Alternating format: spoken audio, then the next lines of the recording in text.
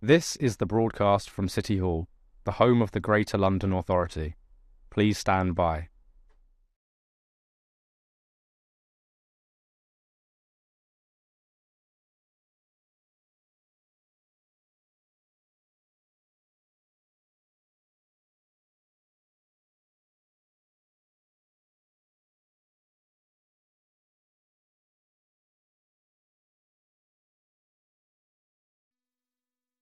This is the broadcast from City Hall, the home of the Greater London Authority. Please stand by.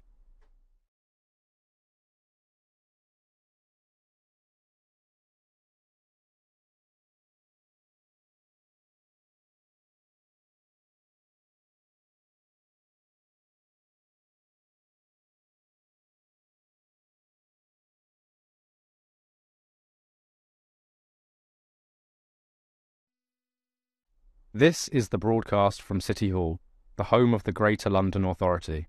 Please stand by.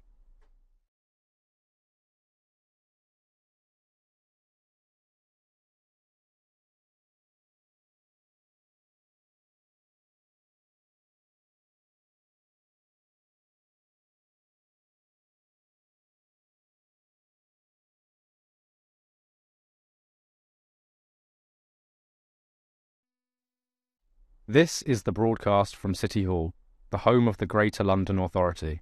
Please stand by.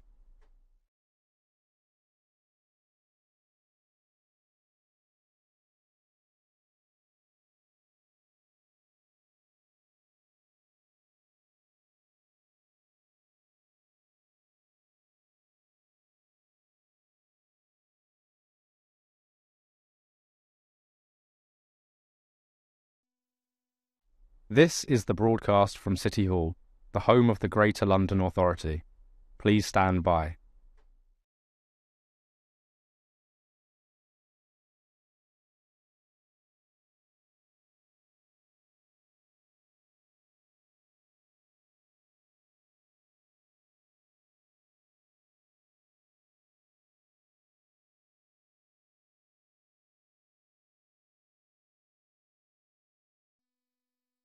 This is the broadcast from City Hall, the home of the Greater London Authority.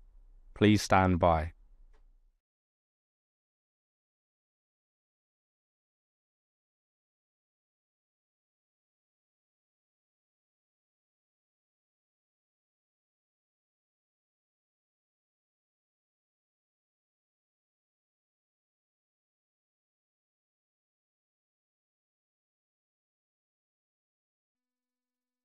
This is the broadcast from City Hall, the home of the Greater London Authority. Please stand by.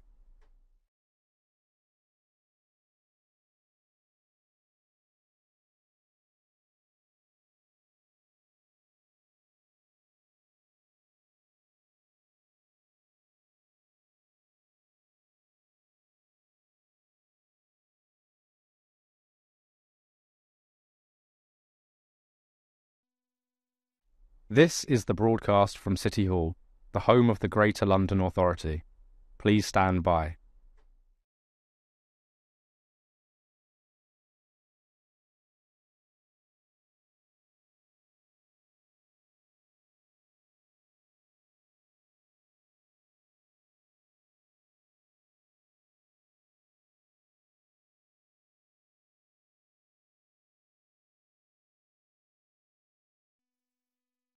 This is the broadcast from City Hall, the home of the Greater London Authority. Please stand by.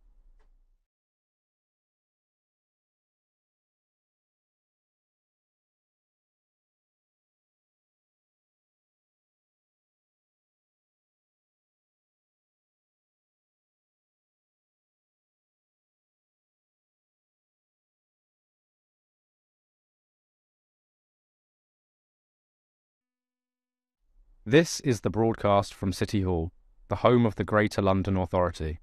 Please stand by.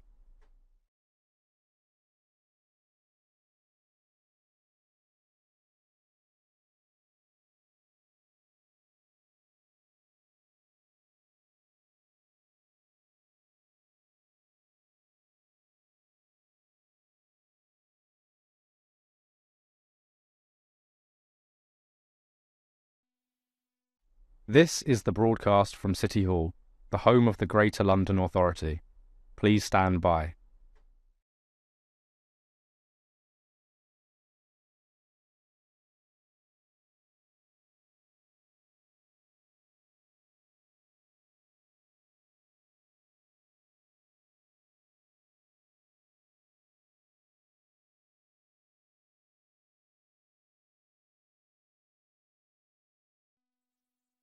This is the broadcast from City Hall, the home of the Greater London Authority. Please stand by.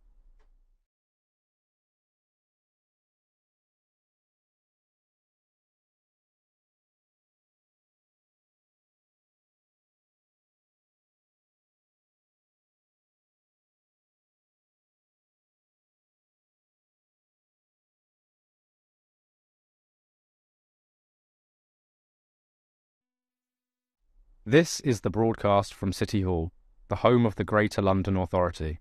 Please stand by.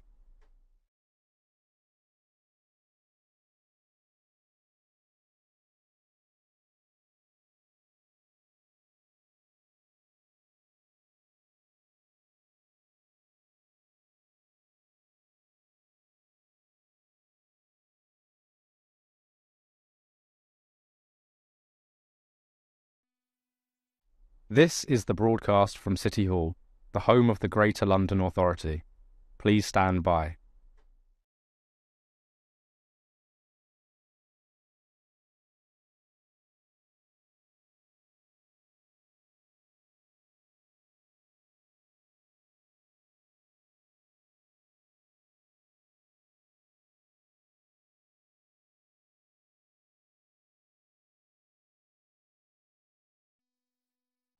This is the broadcast from City Hall, the home of the Greater London Authority. Please stand by.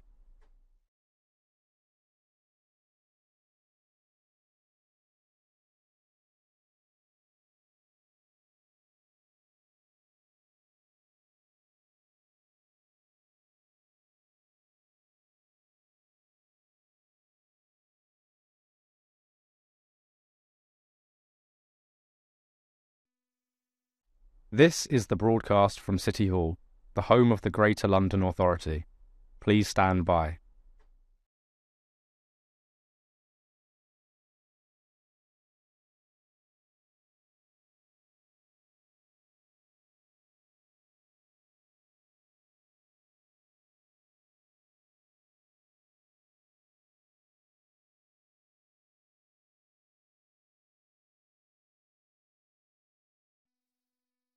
This is the broadcast from City Hall, the home of the Greater London Authority.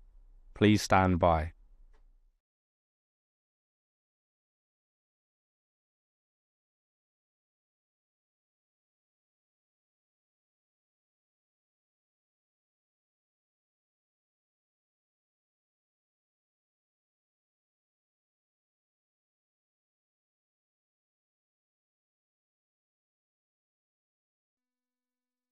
This is the broadcast from City Hall, the home of the Greater London Authority.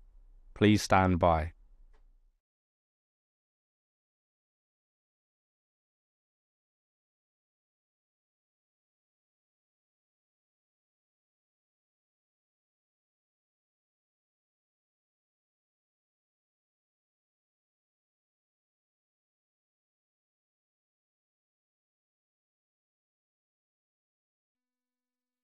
This is the broadcast from City Hall, the home of the Greater London Authority.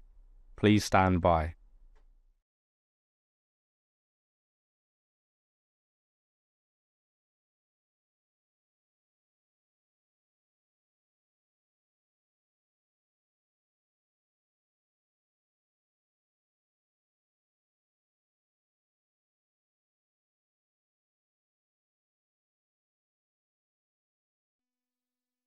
This is the broadcast from City Hall, the home of the Greater London Authority.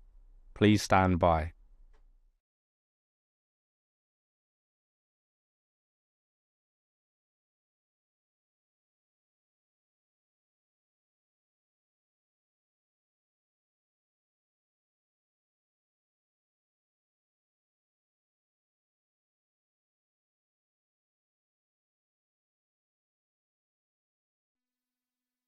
This is the broadcast from City Hall, the home of the Greater London Authority. Please stand by.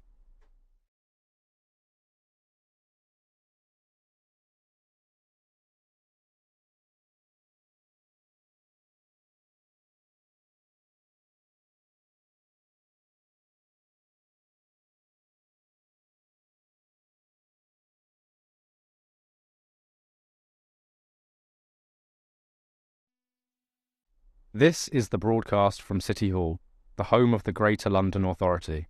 Please stand by.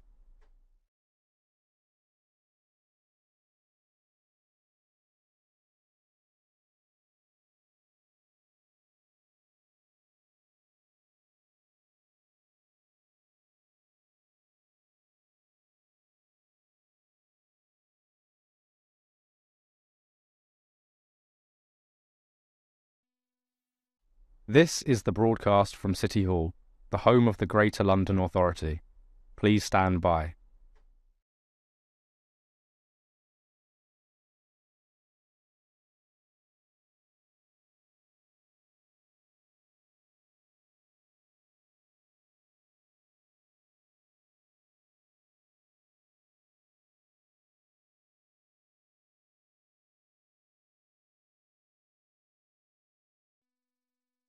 This is the broadcast from City Hall, the home of the Greater London Authority. Please stand by.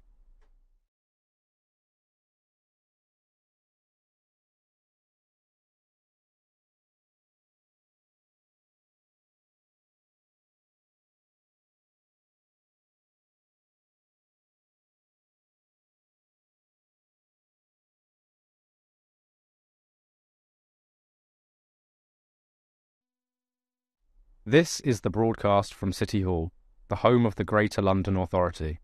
Please stand by.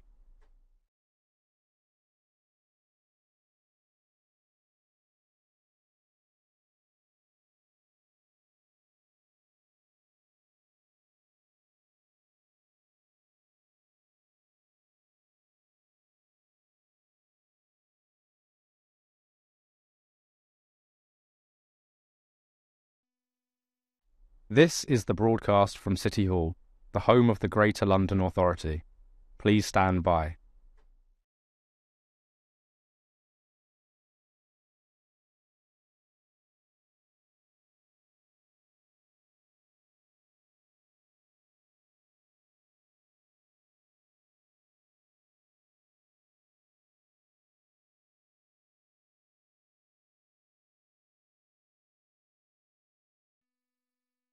This is the broadcast from City Hall, the home of the Greater London Authority. Please stand by.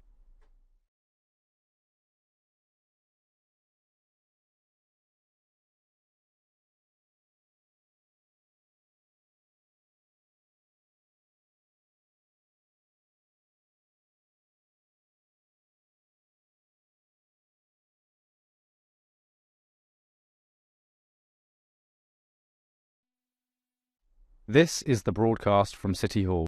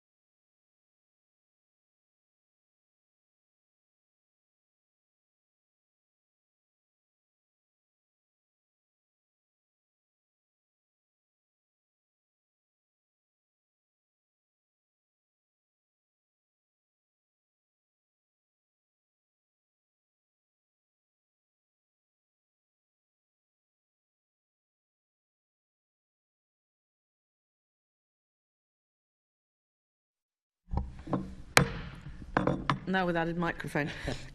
Good morning and welcome everybody to today's Environment Committee, the last one of 2023.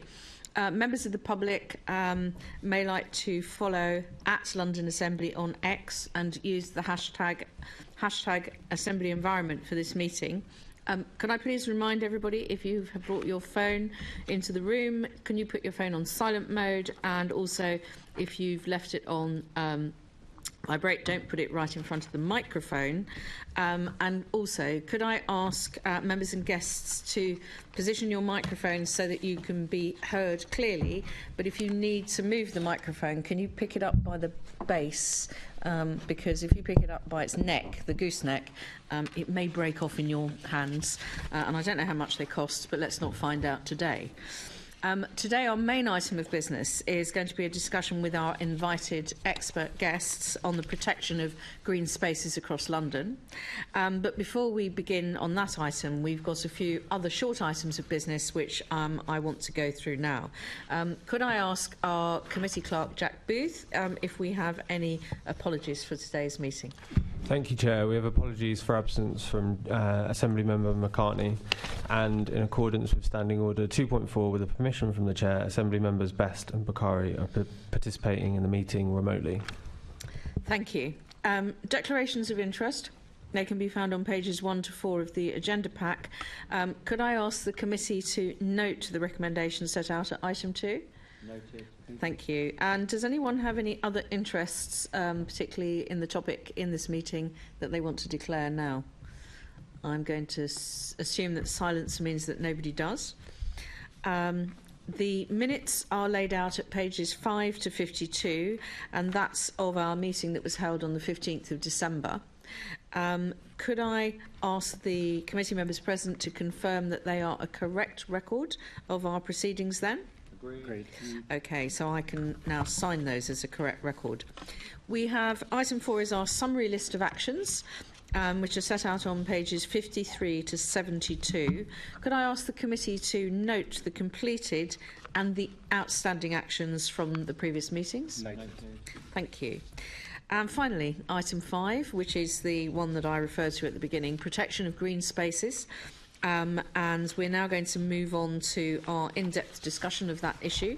And I'm very pleased to welcome our guests this morning, who've come to spend some time with us to delve into this in some detail. And they are, and I'm just going to introduce them, Jane Hull, who is the South East and London Area Team Director for the Forestry Commission, because we will be talking about trees this morning. We've also got Matthew Frith, who is the Director of Policy and Research at the London Wildlife Trust, who will be talking about everything and anything to do with nature and biodiversity. You're very welcome, and not for the first time, coming to join us to share your expertise. We have Abby Crisostomo, which I hope I pronounced correctly, who is the Head of Green Infrastructure at the Greater London Authority. You're very welcome, Abby. Glad to have you. Alice Roberts, who, like Matthew, is not the first time at the rodeo this morning. Thank you very much for coming again, Alice. Alice is the head of the Green Space campaigns from the... is it just London or is it nationally? Just London. Green Space Campaigning brackets London from CPRE, the campaign to protect rural England, but it has a London branch. And last but by no means least, we're also joined by Navdeep Deol, who is the chair of the National Park City Foundation, so not just relating to the London National Park City, but we'll be able to share some comparators, we hope, on the international situation as well as on the London National Park City. You are all very welcome. And now we're going to move on to some questions, and as is traditional, we are going to start with the first question being from me, and I'm going to put this to all of you, so if you want to answer on this question, do put your hand up. I'm actually going to start with Alice, I think, and then I'll broaden out to anyone else who wants to join in. But our first question is the Mayor on track to be the greenest Mayor ever, which I think was a phrase he used in the 2016 manifesto before he had become the Mayor of London? And can I just remind you, you do need to turn on the microphone. Sorry, Alice. I think that's almost impossible to answer, but I can say that I think the positives for me are that is that the Mayor has held his position on Greenbelt, which is not just important for green spaces but for sustainable development more generally, and attempting to make sure that we don't build a car-dependent city, whereas the rest of the country is essentially building at 2 cars per household as a standard. And big cities around the country are building into Greenbelt, and we're, still looking at people looking at London as the way forward. This is where we need to be. So I think that's really important. I think there are some issues around protected land, so applications to develop on Greenbelt or metropolitan open land, where we see the Mayor's Stage 1 and Stage 2 reports potentially can say, well, this is it's okay to develop as long as you do X, Y, and Z. And I think that we feel that that is not a transparent process, and that could be tightened up, and that we've seen the loss of not many, but a couple of significant spaces. One particular one is Greendale in Southwark. I think there are moves to looking at the green spaces in London on a much wider basis. Obviously, that's incredibly important. So not just public spaces, but private spaces, and that's something I want to come on to talk about. So privately owned space. There are moves towards that, but there's a huge amount we need to do. So I think the next Mayor needs to get on top of that. So we've come a long way, I suppose, but there's a very long way to go, I think. Okay, so some things done, but much more to do. And when you refer to the Stage 1, Stage 2 process, you mean in the planning system when significant sites are referred to City Hall, and City Hall planners have the chance to comment and ask for certain things to be Yes, I think observed. Yeah, so protected land is just one part of the bigger picture, but it's an important part. Land designations are an incredibly important part of the green space picture, and that extends beyond Greenbelt and metropolitan open land to obviously the nature designations and wider. And those are the designations which become more and more important to us. And of course there's no legal impediment to the Mayor to introduce designations beyond MOL and Greenbelt, and I think that where we're trying to work towards is that those need to be much more specific, so less generalised talk and more, right, we now need to create flood management in this specific area, or we need to create a particular type of habitat in this site, rather than just kind of ignoring sites because they're privately owned and you don't really know what can be done with them. So that's... Thanks. I'm going to turn to you, if it's okay, Matthew, to bring you in on the same question. Do you think the Mayor is on track to be the greenest Mayor ever? And, Alice was talking about sort of protecting things. What progress do you think has been made as well? Well, I'd echo some of Alice's points about beyond protected land, such as Greenbelt and metropolitan open land. I think if we look at some of the other actions the Mayor has taken through the London Plan, particularly introducing the urban greening factor to address perhaps some of the inner urban development where there isn't much room to actually create green space, but to actually ensure that new development, particularly regeneration of existing buildings, which is demolishing them and building them on the footprint, secures greening through living walls, living roofs, terrestrial planting at the base. It's something that is beginning to ripple through the local plans as well, and particularly, and we can touch on this later, when biodiversity net gain becomes mandatory as from next month. It might have a bigger role to play in certain parts of London than BNG. We have the London Environment Strategy, which I think has been useful in kind of coordinating activity for habitat restoration and creation targets for a whole range of priority habitats. And that's been backed by a number of funds. Ones which we're particularly involved in have been the Rewild London Fund. So the third year we've just been actually going through all the applications and deciding probably by tomorrow which ones will be funded for this tranche. Last year there were 22 projects funded through, I think it's about £850,000 total spend, of which we helped to broker some of that contribution to the Mayor's allocation, and then the 2021 allocation funded 19 projects. They're primarily focused on reinforcing, strengthening and extending the sites of importance for nature conservation, so the sink system, which the Mayor's upheld since 2016, and whilst there are some interesting things going ahead in some local authorities where those sinks may be challenged, we would like to see the Mayor basically commit to upholding the policies within the London Plan, policy G6, which is focused on biodiversity and access to nature. So there's another application in Southwark which is potentially severing a borough grade sink. There's an application in Hillingdon which is possibly affecting a metropolitan sink. These are issues which we would like to see the Mayor taking quite seriously, because the worry is, with the pressure of development, and it is a pressure, is that precedents get set with a decision that suddenly takes away the site of importance for nature conservation or seriously affects it without appropriate mitigation or compensation.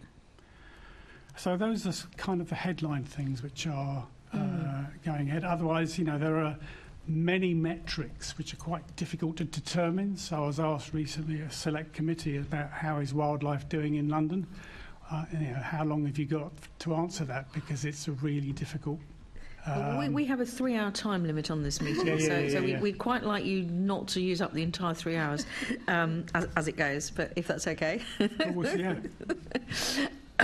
Thanks very much for that, Matthew. And obviously, you played a role in the report at Home with Nature that first introduced the biodiversity net gain and also the urban greening factor that have then gone into the London Plan. So I'd like to personally thank you for being very helpful during the development of that report. And it's obviously very good now to see those items coming on into the local plans, as you say, as well, as they're refreshed and come into compliance with the London Plan. What are your reflections on rewilding in London following the Rewilding Task Force's final report this year? I was lucky enough to be invited to play a part on the Rewilding Task Force, and I thought it was a good piece of work. There was a lot of intense discussion within the task force members. It was very ably chaired. We got to the point. We had 3 meetings, and then the task force report was published, as I say, in spring this year. And it covered the whole gamut of rewilding, because it's a term that's become very much into the kind of popular mindset and can mean anything from reintroduction of wolves on the Scottish Islands or lynx into Northumbria to rewilding your balcony, rewilding your garden, the street along to the school or to your place of work. And it was a breath of fresh air, in fact, to have that kind of breadth of attention. The recommendations which we've been discussing with the GLA we're wanting to take forward is basically the outer London areas which are more akin to perhaps an ecological approach to rewilding, where nature's hand has a greater role to play than our hand, so to speak. So these are where there's more land to play around with, and 11 areas were identified in that report. And we've been, as I say, in close discussion with Abby and her team about how that next looked in a lot more detail through a rewilding action group, which we're looking to hopefully explore setting up. We've got a number of organisations and individuals that we've been in contact with over the last few months to see what their appetite is for continuing this work, because we think there are opportunities to take forward some step change examples in parts of those outer London boroughs. There are critical issues to address. Alice referred to land ownership, private owners which may or may not be wanting to release their land for rewilding. There will be pressure for development. We have the issue of food security, which is affecting the wider rewilding debate across the country anyway. And we mustn't lose sight about the fact this is not about nature to the exclusion of people. It was a central golden thread running through the whole Rewilding Task Force report. This is about providing access for people to experience nature close to hand, recognising the further you get away from the public transport system, that becomes a little bit more difficult to achieve. But working with partners like the City of London, local authorities, Thames 21, Royal Parks, there's a good body of expertise within the capital that we can take those kind of objectives further. Thank you. Just turn that off so that I could cough without it all being amplified. I don't know whether Jane or Navdeep want to come in on the greenest mayor ever or issues around rewilding that we were just touching on. Jane. Just to say, we very much enjoy working with the Mayor of London's Green Infrastructure team. We in Forestry Commission are obviously a national organisation. We're a non-ministerial government department, part of the DEFRA group, and our work with the GLA Green Infrastructure team enables us to ensure that our delivery with landowners across the capital is appropriate for London. And again, it's always good to be working with the team in preparation of things like the London Environment Strategy, and it's encouraging to see the targets that are in there, and then how we adjust our delivery to make sure that it works for those elements as well. So that's how we work, particularly through GLA, but with the wide partnerships, as we'll be discussing later on in the London Urban Forest Plan. Thank you. And Navdeep, I don't know whether you want to come in. Greenest mayor ever? I mean, you can do some international comparisons maybe as well. Well, thank you for the question, Chair, and thank you for the invitation as well. So I think certainly that the mayors certainly had one of the biggest challenges on this front that any mayor has ever faced in terms of dealing with climate and environmental issues and the urban environment. He's obviously had to deal with some tricky issues head on, and he's dealt with issues like clean air, rewilding we've already heard about as well, and also projects in relation to trees and Grow Back Greener projects across the capital. I think what stands out for us is obviously he's the mayor who declared the first city as a national park city, and that is a notable thing, and I think that stands out certainly in his work with C40 cities and other cities to demonstrate that if London can become a national park city, then other cities can do the same. It ups the game in terms of the dialogue about urban space and nature and participation of people within that debate and participation of communities. The thing that stood out for me the most is the involvement of communities and individuals in the wider debate and the wider policy. And you see that through, for instance, some of the Grow Back Greener work and certainly the Rewilding Task Force, which has been a very inclusive process and has involved community groups, individuals, local authorities, businesses, and generally a wide distribution of stakeholders that I think can help move the debate forward and move things along. So certainly bringing all those participants together, I think he's definitely on the right track. Just before I bring in colleagues, sorry, I've just one further point to make.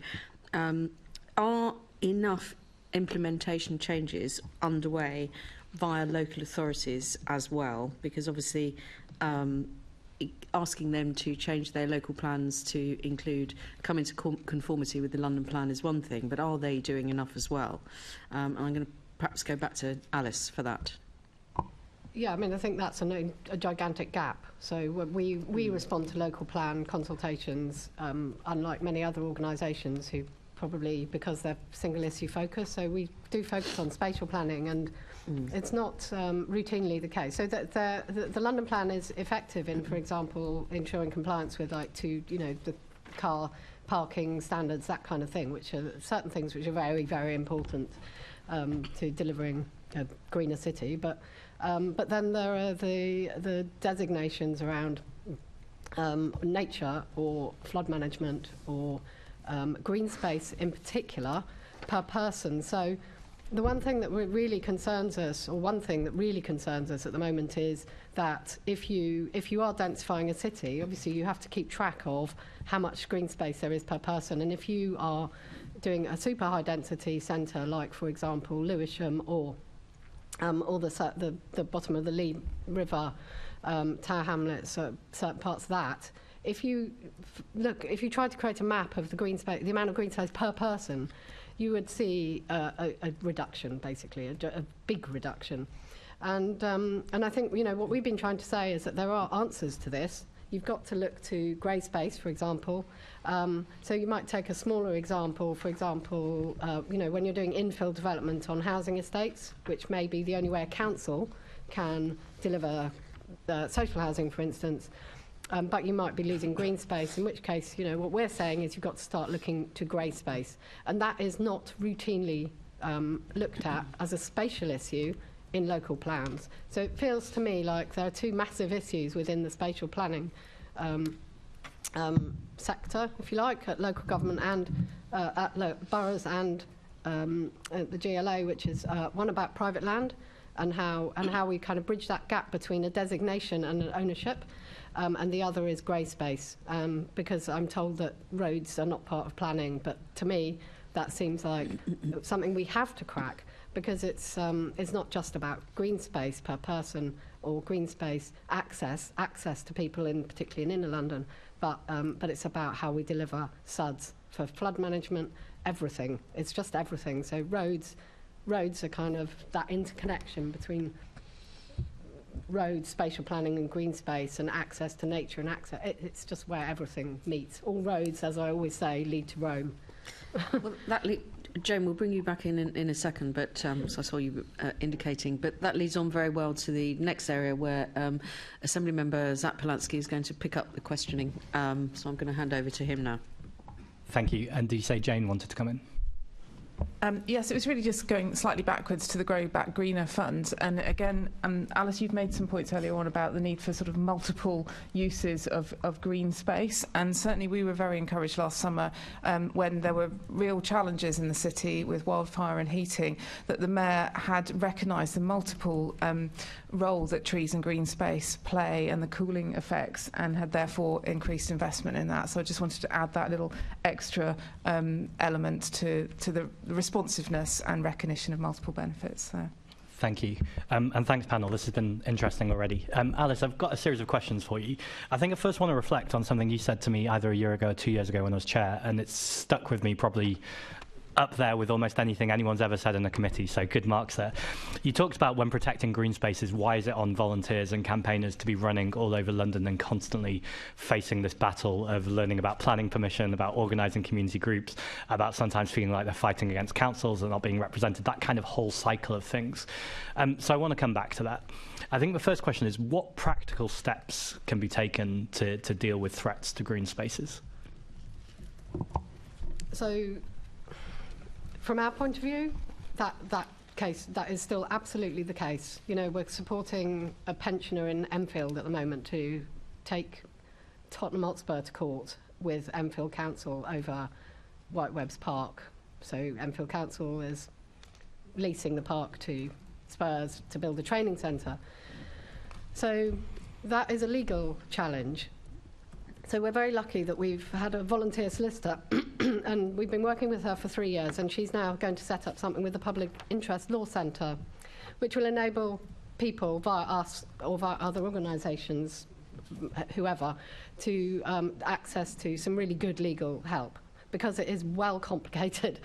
So every bit of land in London is held, if it's publicly held, it's held under a slightly different bit of law, potentially going back to the Public Health Act of 18, whatever it is, anyway.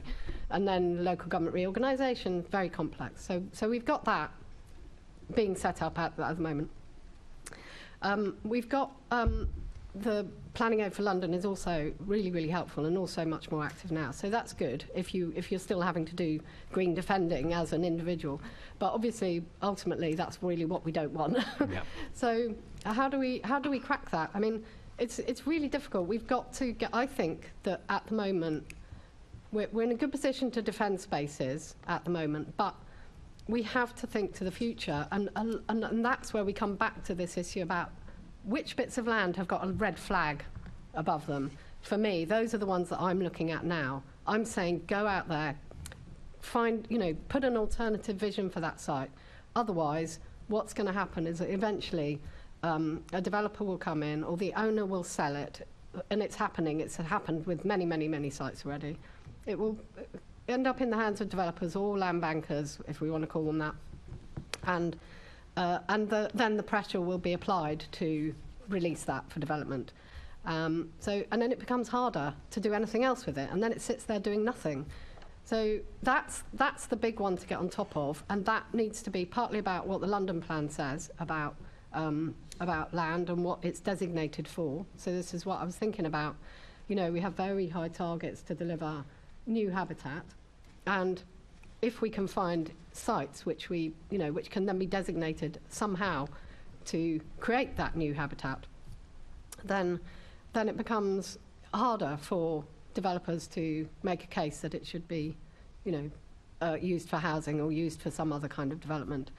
So, that's, I think, where we need to be. We need to be at a really granular level, identifying sites and working out what they need to deliver in terms of habitat, flood management, all the kind of ecosystem services that we need. We have to do that on a really granular level now. So we're actually starting in Ealing, hopefully this year, to kind of do a bit of a trial, if you like. So literally looking at every single green site in Ealing, looking at its ownership, its designations, everything, what the plans are. And that's partly because the council has, for reasons which are not immediately clear, decided to remove the designation from all of its protected land. It's not really clear why they think that that's appropriate, but we don't think that will get through the planning. But, but actually what we want to do is say, look, here are all these sites. This is what they can perform. So we want to be armed with that, along with an army of local volunteers. So it's like us kind of helping with the technical side of how to create a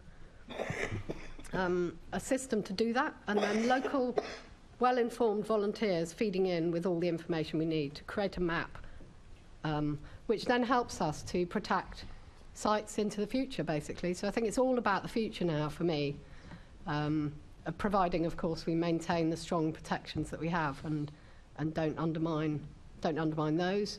And yeah. Thank you. And you'll forgive me for the leading question, but I think it's implicit in what you just said.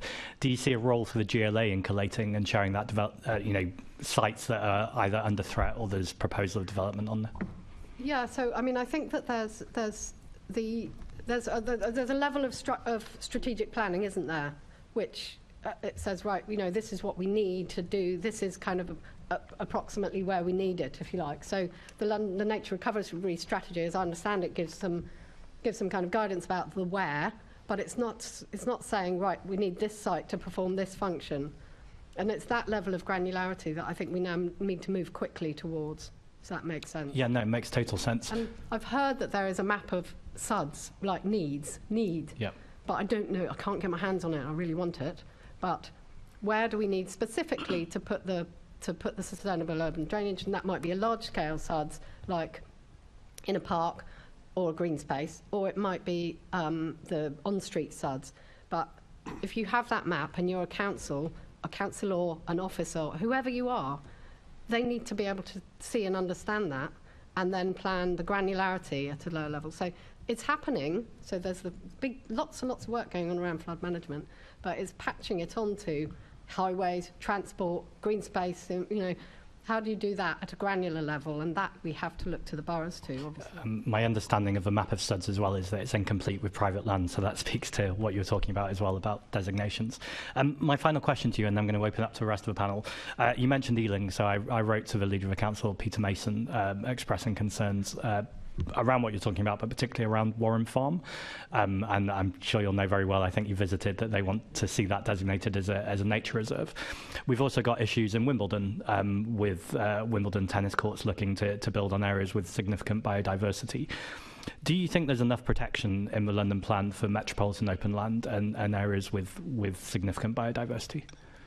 So metropolitan open land, in theory, is protected. But the problem is when a planning application arises. So we have a planning application, and in a very bizarre circumstance now, we have Merton saying yes, but Wandsworth saying no. So at Wimbledon Park, and therefore now we're looking to the mayor to take a view. And this is my point about this system, which is that at this stage, everything is completely untransparent. There's no system for representations from the public. We make representations anyway, to be honest. We just write or we lobby, whatever we can do. But ultimately, it's about what the mayor says in there. So he may say, or she, if it's a she in the future, may say, right, well, you know, this is not in line with metropolitan open land, but, you know, if you do X, Y, and Z, then that's okay. And we have a big problem with that. We don't think that that's, you know, that's appropriate in any way. And yet that's kind of how it's allowed to happen. So, yeah, it's not the strongest protection. It can be broken down, and there is a different. There are two issues in Wimbledon. One is about the public rights of access, and one is about the metropolitan open land. Both are equally important from my point of view, but that's the planning issue rather than the public rights issue. Yeah, absolutely. I said final question, but I've got one more final question for you. You've just sparked off another thought. That often when I'm running around kind of campaigning, protecting green spaces and trees, a lot of the people who are doing this work around the planning process are often white, middle class, often retirees, and it's not to knock their work for a second, their work is really necessary. But do you think there's a big gap here? Again, it's a leading question, but is there a gap with the consultation process and how people are engaged with, and also making sure that there is money or space or education for people to understand how to engage with that process so that they can protect their green space, knowing what we know about the inequalities with access to green space as well? I think it goes probably deeper than that. I don't think that there's a, you know, necessarily an issue with, you know, just consultations are just consultations, aren't they? So it's really about how you feel and take ownership of what you have locally, and a lot of people feel disenfranchised. So, you know, trying to get anybody engaged. So there's an estate opposite where I live.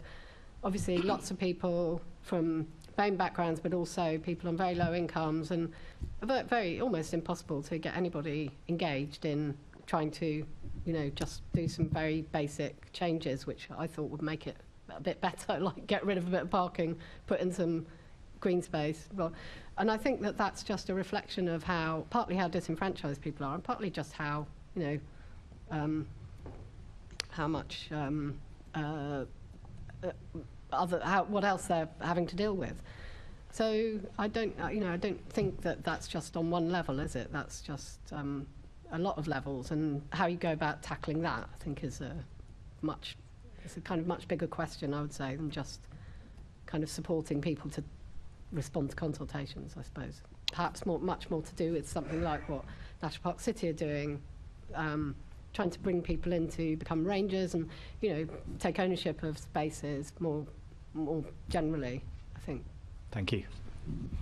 Matthew, so a similar question to you, really, which is, you know, is the threat to green spaces increasing? Is it decreasing? And what practical steps can we take? Well, I think it's obvious it's going to be increasing. The city is growing. And with the commitment to protect Greenbelt, no matter how one may view that, there's only so much space that we can build. And given that society apparently doesn't like living high, and yet we've got 560 buildings, 19 stories and higher, that have already received planning permission, there's a lot of questions about how the city will be shaped. And I don't personally think that we Londoners collectively have had that question put to us. Yeah, these things have iteratively developed over time through development, through the planning process, how the city is responding to economic challenges and other social pressures. So in some ways, I'm just saying that we need to recognise the city's going to grow. There are going to be significant challenges in terms of climate and the impacts of that climate change will have on the city in terms of overheating, in terms of surface water runoff, flash flooding, climate events, how the city adapts to that. Basically, we need more green infrastructure, we need more blue infrastructure to be built into that, and Alice referred to SUDs. We need pretty much every street. But I also want to kind of just be on the side of the local authorities at the moment, because they've been through 13 years of austerity. Their planning departments have been kind of defenestrated. And we've been providing some training on biodiversity net gain for local authorities. We've trained 11 so far, and we've got a number of others in the pipeline, given that it becomes mandatory in January. And what we found from those discussions, they've been really, really fruitful discussions, is the level of expertise within the planning departments on biodiversity and green space is generally very poor. There's a big disconnect between the planning departments and those who are out there managing their open spaces. There are some connections in some local authorities. Some local authorities are more integrated than others. I'm not going to name and shame. And whilst the government has provided a certain amount of resource for getting local authorities up to speed for biodiversity net gain, personally, I don't think the government is fully aware of just how much development comes through London. 90,000 planning applications a year, roughly. The GLA commissioned some work with Green Space Information for Greater London about 5 years ago. It'd be good to revisit this. And they looked at a sample of those 90,000 planning applications. 18% of those have had some significant impact on biodiversity in terms of either priority habitats or they affected a sink. And yet a far smaller percentage were actually being screened for their biodiversity impacts. So their applications weren't going to Green Space Information for Greater London to understand what their impacts would be. Therefore, the planning officers weren't having a full set of data to make an informed decision on, bearing in mind it's just one of a number of material considerations they have to balance their decision on. So there's a big issue there. What we also found, though, there was a lot of passion from those planning officers to make the right decisions for those developments and for the people who would be affected either positively or negatively by them. They're well aware of the polarisation that the planning system instills and embeds. I think they recognise that consultation is never enough because there's not enough resource for it. There is obviously implicit political pressures at play, which they referred to, but there was no detail about that. So what members are kind of wanting for coming into a particular borough, for example, and how that might conflict with officers who are trying to apply their published planning policies. So there is a desire to make the right decision. The skills aren't there, despite some resource going that way, and some of the resources that the government provided apparently just went into the black hole of the resource hole within the local authority because it was sent to the finance officer and the planning department didn't receive it, kind of thing. So there's a whole load of structural issues there. And I think also, the biodiversity net gain thing that's come through, the government, I think, has been a little bit guilty of overselling what it might be providing. So there's kind of this implication that there's going to be resources for local authorities that they can draw down to manage their parks. I don't think that really applies in London. I think there may be places where that could apply, but the way that London is structured, the fragmentation of space, the way that development occurs in London is very different to how BNG, I think, was envisaged to address, which is out-of-town extensions from kind of small towns into low-grade farmland. It's very well suited for that, but once you get into boroughs like Haringey or Southwark or Greenwich or Ealing, it becomes a lot more difficult to achieve because every bit of space where you might be able to deliver biodiversity units, which you can't deliver on site, is already used for many other functions. And so there then becomes an issue that BNG has to deliver off-site units if it can't deliver them on-site, there is a real concern expressed by many boroughs and by many NGOs that it would be cheaper for some of the big developers to effectively buy some farmland in the Midlands, and I'm not denigrating the Midlands here, buy some farmland in the Midlands and deliver all their off-site units that they can't deliver in London there. There's a big political issue about that, and I think there is a ethical issue about the fact that whilst B&G is not predicated on public access, London policy through London Plan, London Environment Strategy, local plans, etc., is very much predicated on benefits for biodiversity, provide benefits for people. I think you make the point really well. Thank you for highlighting it. On this point of data, so the same question again to you, Matthew. Is there more of a role that the GLA could be playing in collating and sharing data around proposals and threats to green spaces? Yes. Sorry, your mic's off.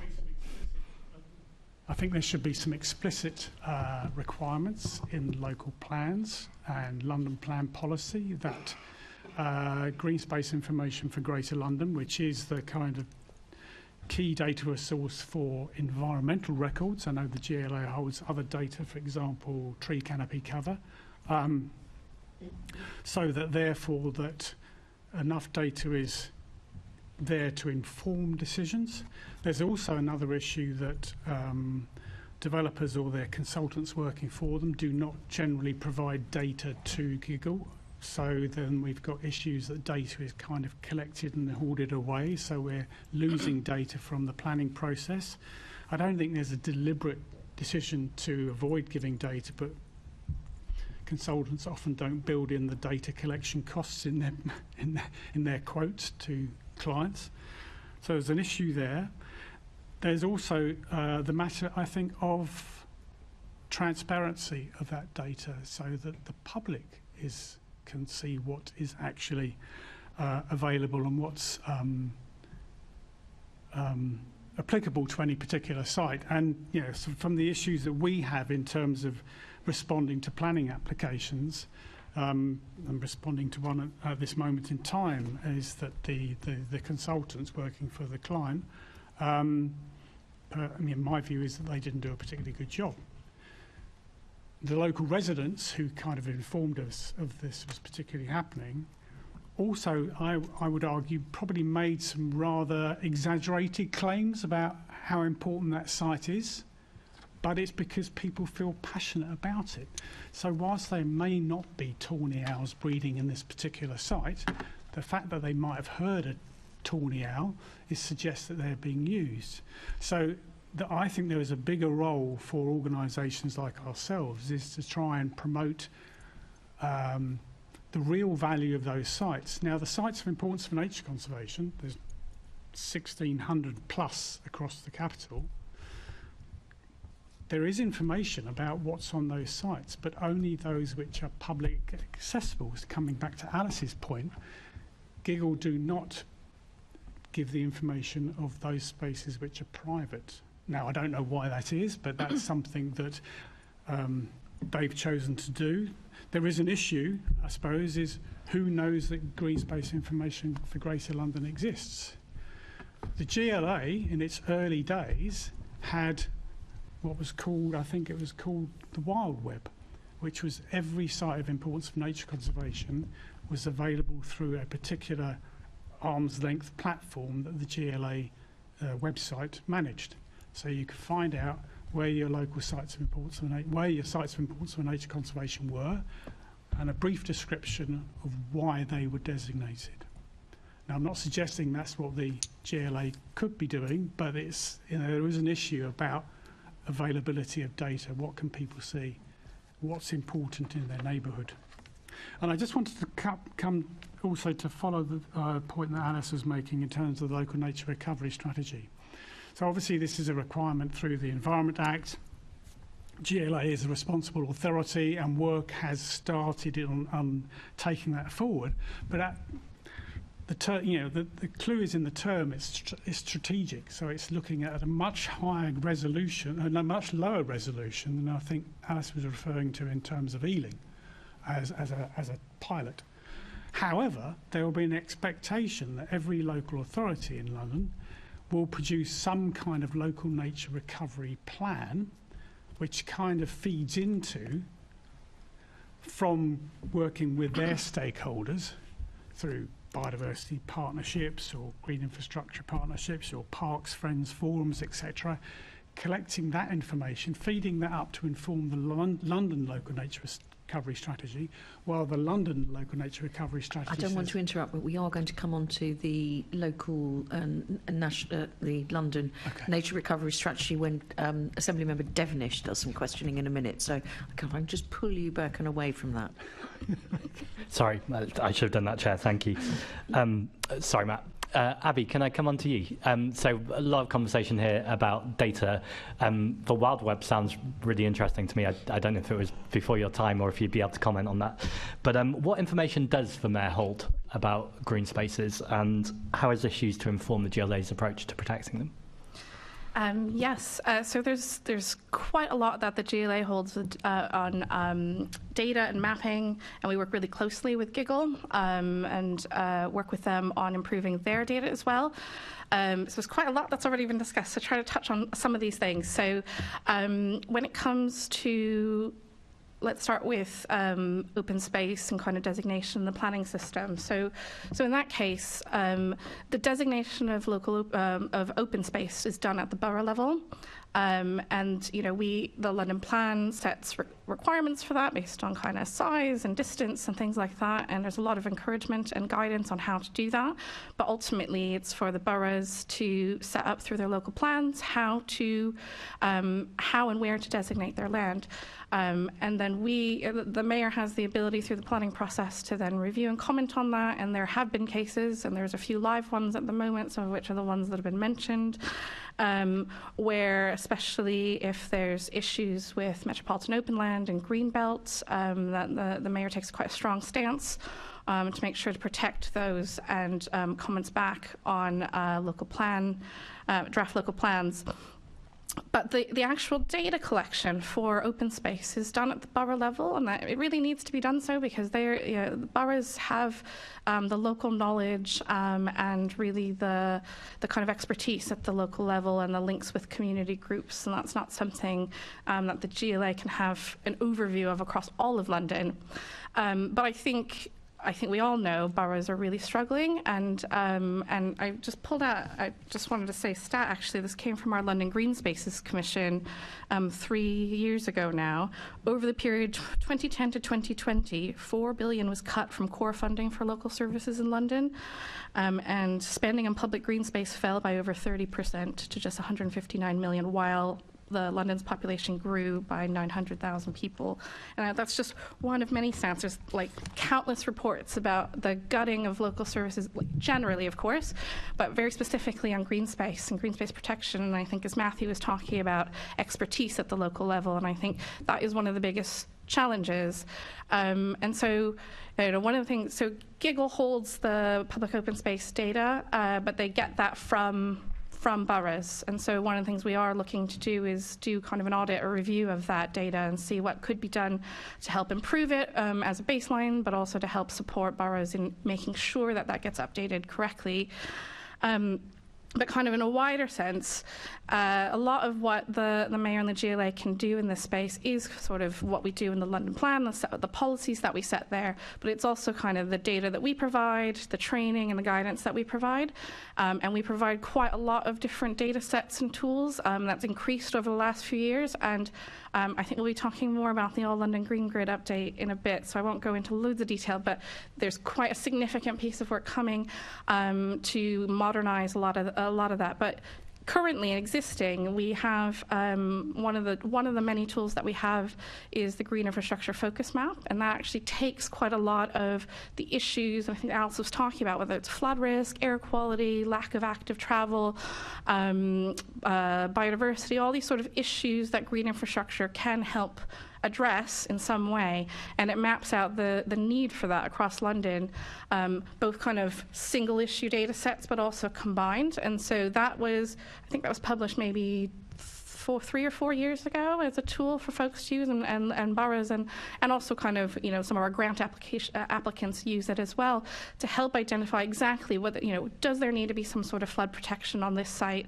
and how can we target whatever project or designation or anything like that on that. So one of the elements, and I can go into more detail later, but one of the things we're going to do is modernize that, make it even more accessible to folks.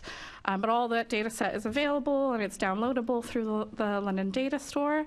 And I think one of the key things to think about actually is, when we talk about public open space, we're talking about designated parks and land like that. But when we think about, and when the mayor's thinking about kind of greening London, we're thinking about all of green infrastructure. So not just places that are designated, but everything between, wildflower verges and street trees to green roofs and all of that. And so actually thinking about everywhere that we can think about greening and what needs to be addressed there. And so that's just a bit of a snapshot of some of the data sets we have. We've also done some pretty significant climate risk mapping in partnership with Bloomberg, and that looked also at different climate hazards, so it was heat risk, flood risk, et cetera, but also setting that against kind of vulnerabilities and deprivation to see where actually the impacts would be felt the worst.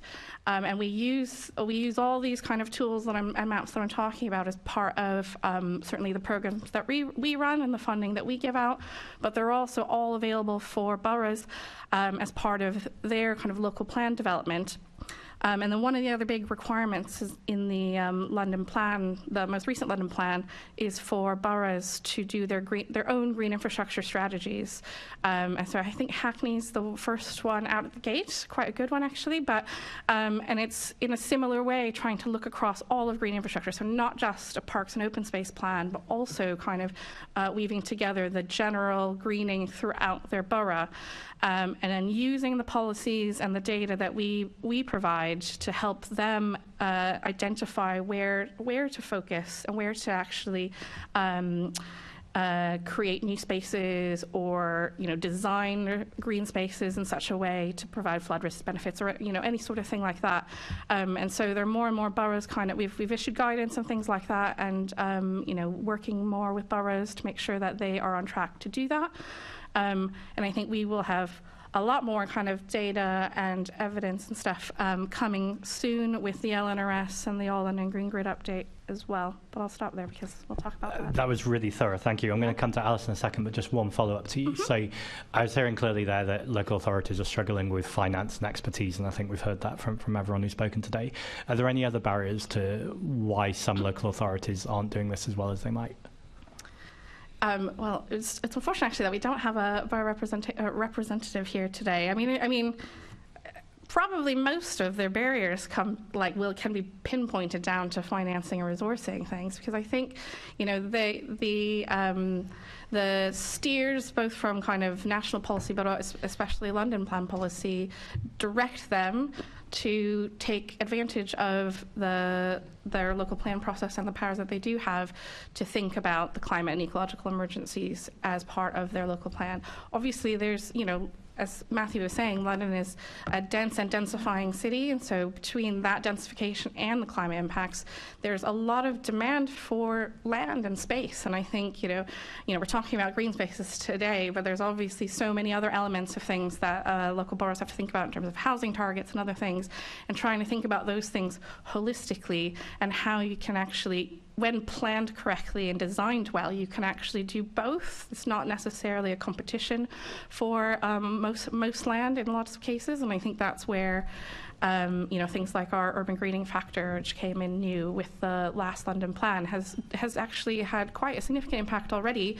We're getting a lot of positive feedback from boroughs about the power that policy has had in pushing new development to kind of maximise and think about greening in a different way, and not in this sort of it's a park or a development. It's actually how do you bring that together.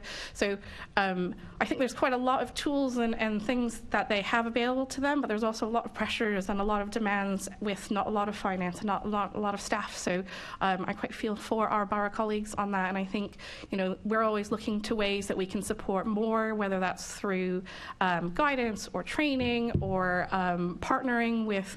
We've actually worked with, I think, almost everybody on the panel. I think we've worked with in some respect to help work with boroughs to do more, and I think that is, a big part of, I think, going forward, how we're going to get kind of progress on any sort of greening issue, is making sure that boroughs have the capacity and skills that they need to take this forward. And it can't be a competition, because without biodiversity we can't live. So, Alice.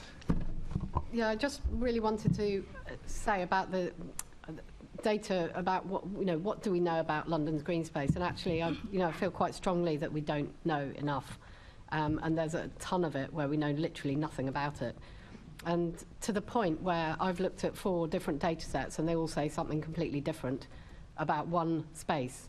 So if you're a planning officer sitting there and you're trying to put together a local plan for a whole borough and you're working on data sets which are not very good, you can't physically, personally go out and check out what's going on with that one site or 20 sites or 100 sites or however many it is. You can't do that. You have to work with the data you've got. So we need to make that data better. And what I'm saying is that the people who live in that borough are the people who know. The people, they do know about what's going on around them. And they're the best people to input. And you're never going to get anywhere if you rely on the statutory authorities to do this.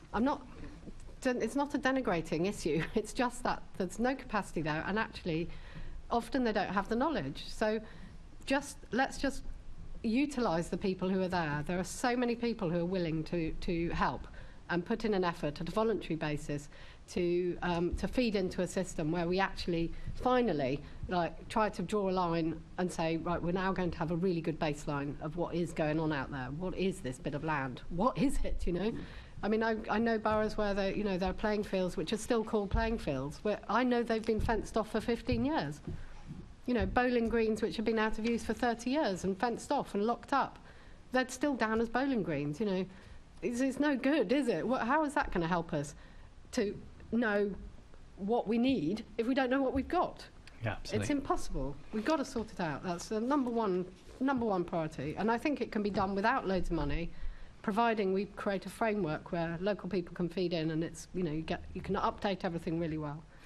You've sparked one final question, and I'll hand over to the chair, which is when we went to visit Lee Valley last year, one of the ecologists spoke to me about how there used to be a network of ecologists, and that's kind of broken down and isn't really happening.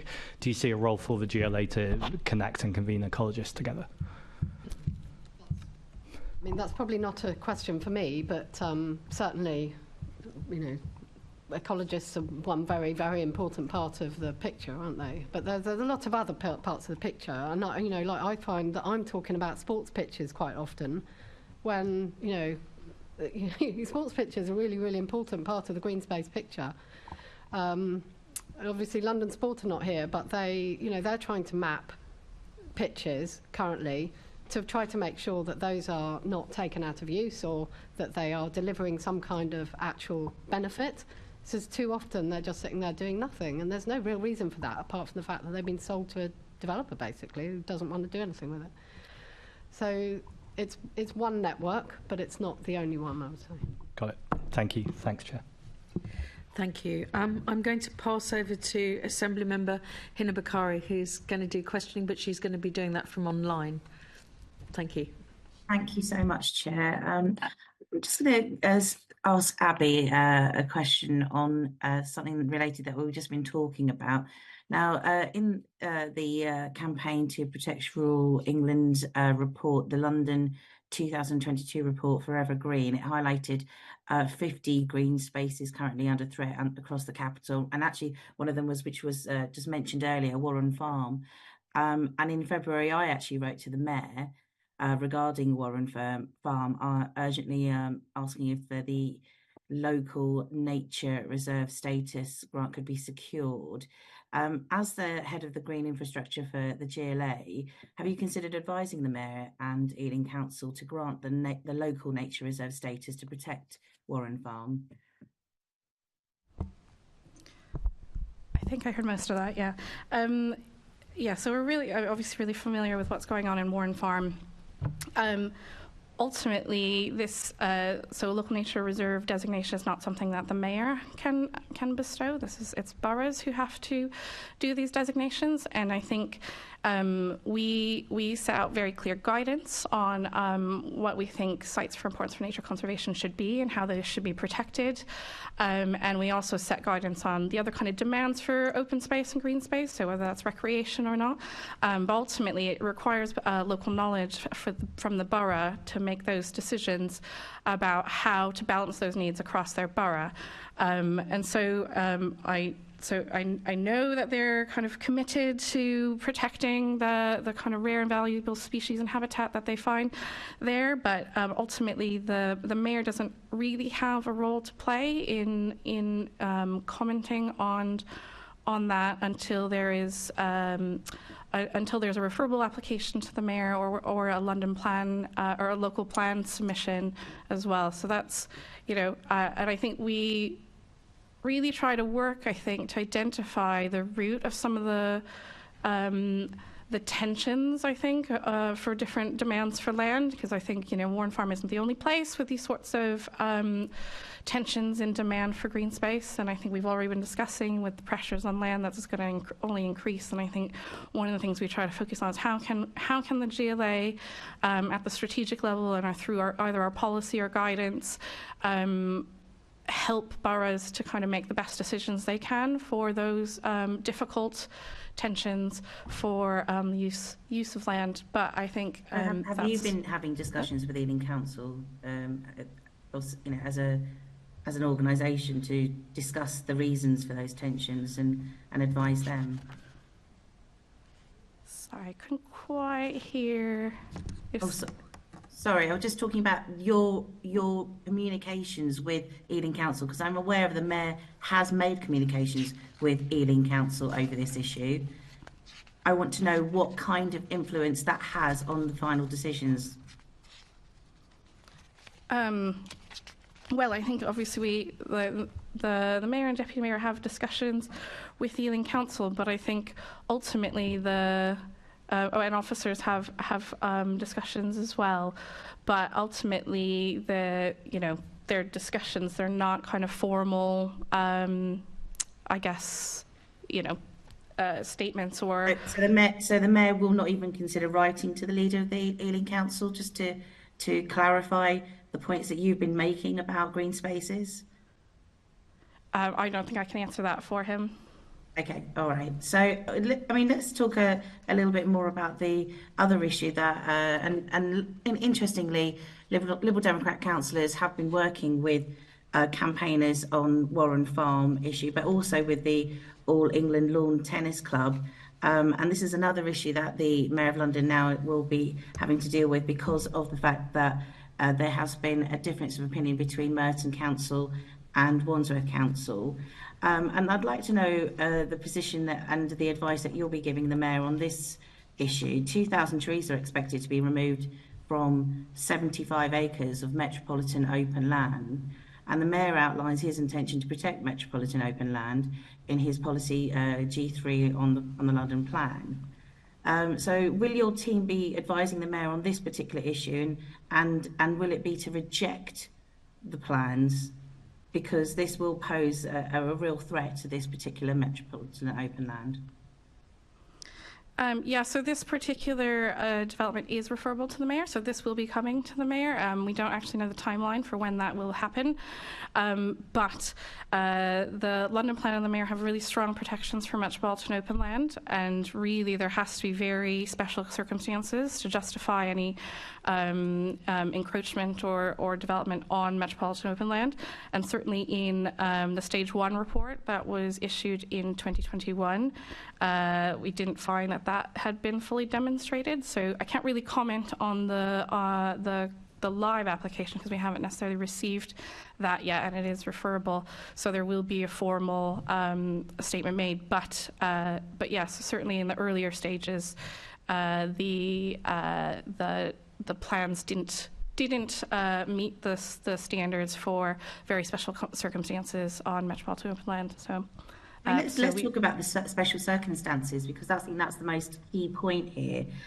Because Wandsworth Council's decision was based on very special circumstances. Why is it that one council can make a decision differently, and yet another refers to the very special circumstances? And both of the metropolitan open land issues with Ealing Council, as well with Warren Farm and with Wimbledon, are both situations where it's a development that is either increasing sports facilities or wanting to put in a new sports facility, even though there are other areas that could be used.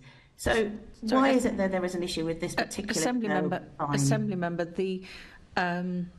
if you want to view the Merton Planning Committee, it's available on webcast, and the members of the Merton Planning Applications Committee make it clear during the course of that meeting why they decided that there were very special circumstances. And the Wandsworth meeting is also available on webcast as well. I don't know if Abby Crisostomo has looked at both of those, but I don't think we've invited her here as the head of Green Infrastructure to answer technical questions about why two planning application committees made different decisions. So I'd rather we didn't go down that route, and if you want to see why they made different decisions, then I suggest you watch those webcasts. Could you answer the rest? I've seen everything, and I've could you answer the rest of Assembly Member Bakari's question? But I would like to know why, just to go into the word of the very special circumstances, as Abby herself referred to that herself. It's a planning designation, Assembly Member Bakari, and so Abby Crisostomo quite rightly mentioned very special circumstances, and whether or not they were applied by either of those planning application committees, you can find that out by watching those webcasts of those quite lengthy discussions. The one in Merton was particularly lengthy. The one in Wandsworth was pretty lengthy as well. I, in fact, was in the room for the whole of that discussion. I've got very good understanding of what happened in both those meetings. Okay, so I will talk a little bit about this with Alice. And Alice, you've talked about the need to protect metropolitan open land. And I would like to know from your perspective of the challenges that some of those campaigners have had in this situation. You can see it's tense. Even I'm getting some tension coming within the questionings that I'm doing right now. What I'm very worried about are campaigners of being accused of being NIMBYs in this argument, and all these technicalities are also a real barrier as well. So, Alice, can you come in and give me your opinion about some of the challenges that some of the campaigners themselves are having on this particular issue? Yeah, no, I actually think it is kind of a salient point, the differences that the boroughs came up with on Wimbledon, because on Wimbledon Park, because it kind of exemplifies how the planning system can be, argued one way or the other, and it really depends on whether you have, the wherewithal to then kind of bring a judicial review of a decision, and certainly many Londoners don't have that capacity. It takes a lot of money and a lot of knowledge. It's extremely hard. So, yeah, it's a massive problem that the current planning system is open to, interpretation, frankly. And it's not just for green spaces. It's for, historic buildings, all kinds of protections.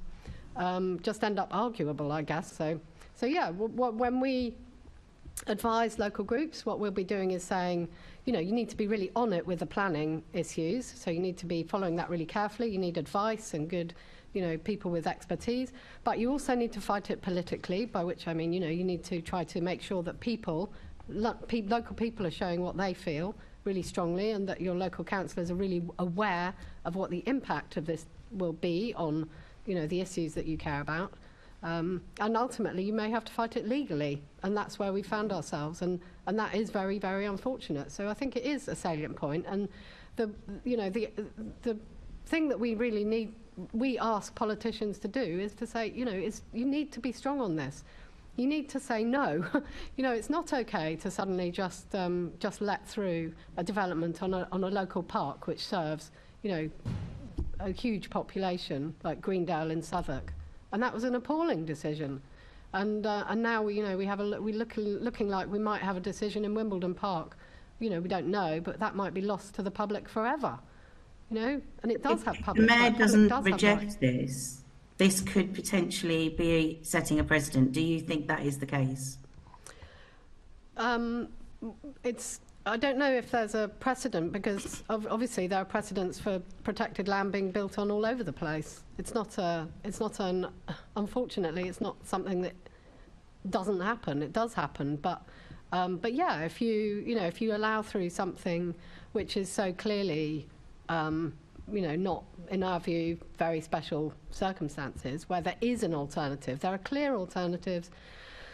Wimbledon use tennis courts in the Bank of England, the old Bank of England club, and in Rains Park, and those used for practice, for the qualifiers. There are other options. There are other options. So it really depends on, what you like I say, it's open to interpretation. It's how you want to cut it. So in our view, there's absolutely no reason for Wimbledon Park to become a tennis complex and for professional sports people to make money from. And that's it. Thank you so much for that statement. I'm going to just leave it with one last question to Abby and Alice. London recorded one of the lowest levels of green space designation across England this year compared to the last. What levers do local authorities have to improve this? So I'll start with Abby and then Alice can come in. Thanks. So I think you're referencing the report about the local green space designation. So so that designation process happens kind of at the neighbourhood planning or local plan level. And so that's the opportunity. And so the opportunity for London boroughs to make those designations only kind of comes around at certain points. And we don't know for sure, but we suspect that probably one of the reasons that there's not that, well, a couple of the reasons why there might not be that many of those types of designations in London is that they're often coming through neighbourhood planning process, and that is not quite as common in London as it is in other parts of the country. And I think the other point too is that there are other types of designation in London for which many of those sites might already have. And so in many cases, that specific type of designation would just be adding another designation to an existing one. And it does have different protections. So there would be reasons to add that extra designation were it to happen. But I think that's likely the reason why there might be a different number in London. Thank you. Alice? Yeah, I think that's probably broadly the reason why, but we certainly have been promoting it a lot, but it does give the same level of protection as Metropolitan Open Land and Greenbelt at a local green space level, so obviously it's incredibly powerful, potentially. So we certainly promote it as much as possible, both when we respond to local plan consultations, but also before those arise. So local campaigners, will be saying, talk to your councillors about introducing this for your space if you feel it doesn't have enough protection already. But we're also well aware that the planning designations are not, strong enough. That's just a fact. So we would also be looking for them to potentially go for a fields in trust covenant, which is a legal protection as well. So, yeah. Thank you. I'll leave it there. Thank you. I think at this point I maybe do need to add to my declaration at the beginning, which is lists me as being a Wandsworth councillor, as well as the London Assembly member for Merton and Wandsworth. And since May of this year, I've also been a member of the Planning Applications Committee in Wandsworth, which Assembly member Bakari was just referring to, which decided unanimously that it was not in favour of the development in Wimbledon Park, and that it did not find that there were any very special circumstances I was perfectly happy for Assemblymember Bakari to pose those questions to you, Alice, because you're from outside of the building. But as we've also just explored, this is a live application that has gone through the local planning applications committees in Merton and Wandsworth.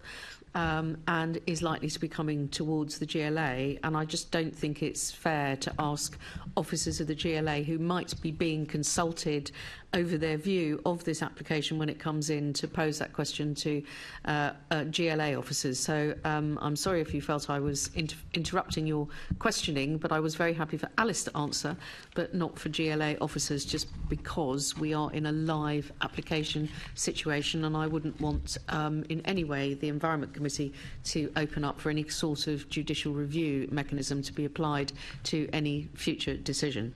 I'm now going to pass over to Assemblymember Devonish, who is going to pick up the questioning around improving green spaces. Over to you, Tony. Thank you, Chair. I'm going to start with Abby as well, please. What is the role of London's local nature recovery strategy in protecting and improving London's green space, please? And what are the next steps for developing the local nature recovery strategy?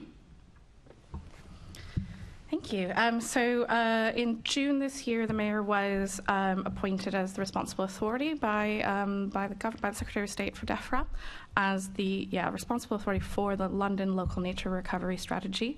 I think we've known for quite a long time that this was coming, and so we've been sort of waiting for that official appointment, but also the funding that comes with that, but also all the kind of guidance and requirements around how to actually develop the LNRS.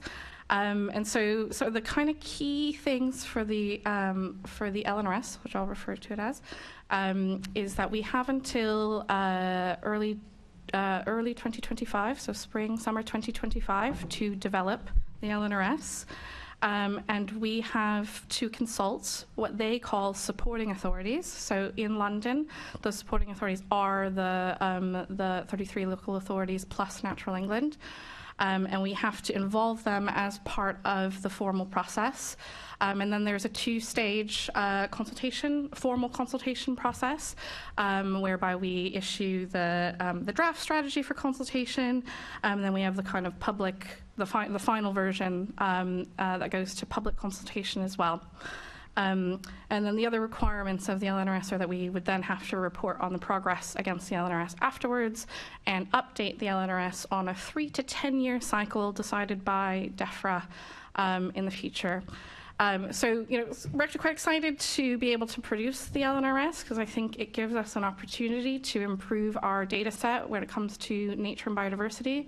So it is obviously quite focused on nature and biodiversity, but we have historically with boroughs had biodiversity action plans, and in a sense this gives us the chance to do a spatial version of those. So BAP with a map is often how we describe it, and to do that at the London level, so we can have a sort of a similar baseline across all of London and kind of get all the boroughs into the same place on that. And I think the kind of other opportunities that we have with that is to also think about we are still waiting on guidance from DLUC and DEFRA on what the status of the LNRS will be in the planning system. But I think we are developing it with thinking in mind what the status of it could be in the future London plan. Obviously, we have to follow whatever the DLUC guidance is, but thinking about what that means. So in a sense, we currently have the Sites for Importance for Nature Conservation designation at the moment, and there's a potential, so that will be part of the mapping of this, but we'll also be mapping opportunities for new nature sites as part of this, and I think there is an opportunity in the future for considering what those designations could mean in the planning system, and whether that means there could be stronger protections or not as part of that, but I think that's definitely part of the discussion.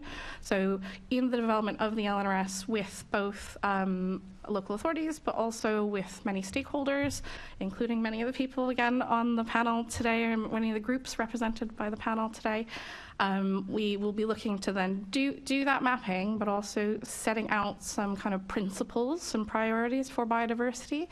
And then for us, so I think DEFRA's guidance asks for kind of wider greening and benefits to be considered as part of the LNRS. In London, we already have that. We have the London Environment Strategy and the London Plan. And so we will take the opportunity to kind of use the LNRS process to embed into our wider kind of evidence base, including the update of the All London Green Grid, as all kind of part of the evidence gathering for whatever might happen with a future London Environment Strategy or future London Plan. You mentioned spring, summer 25. My notes say it's got to be completed by March 25. Is that not correct?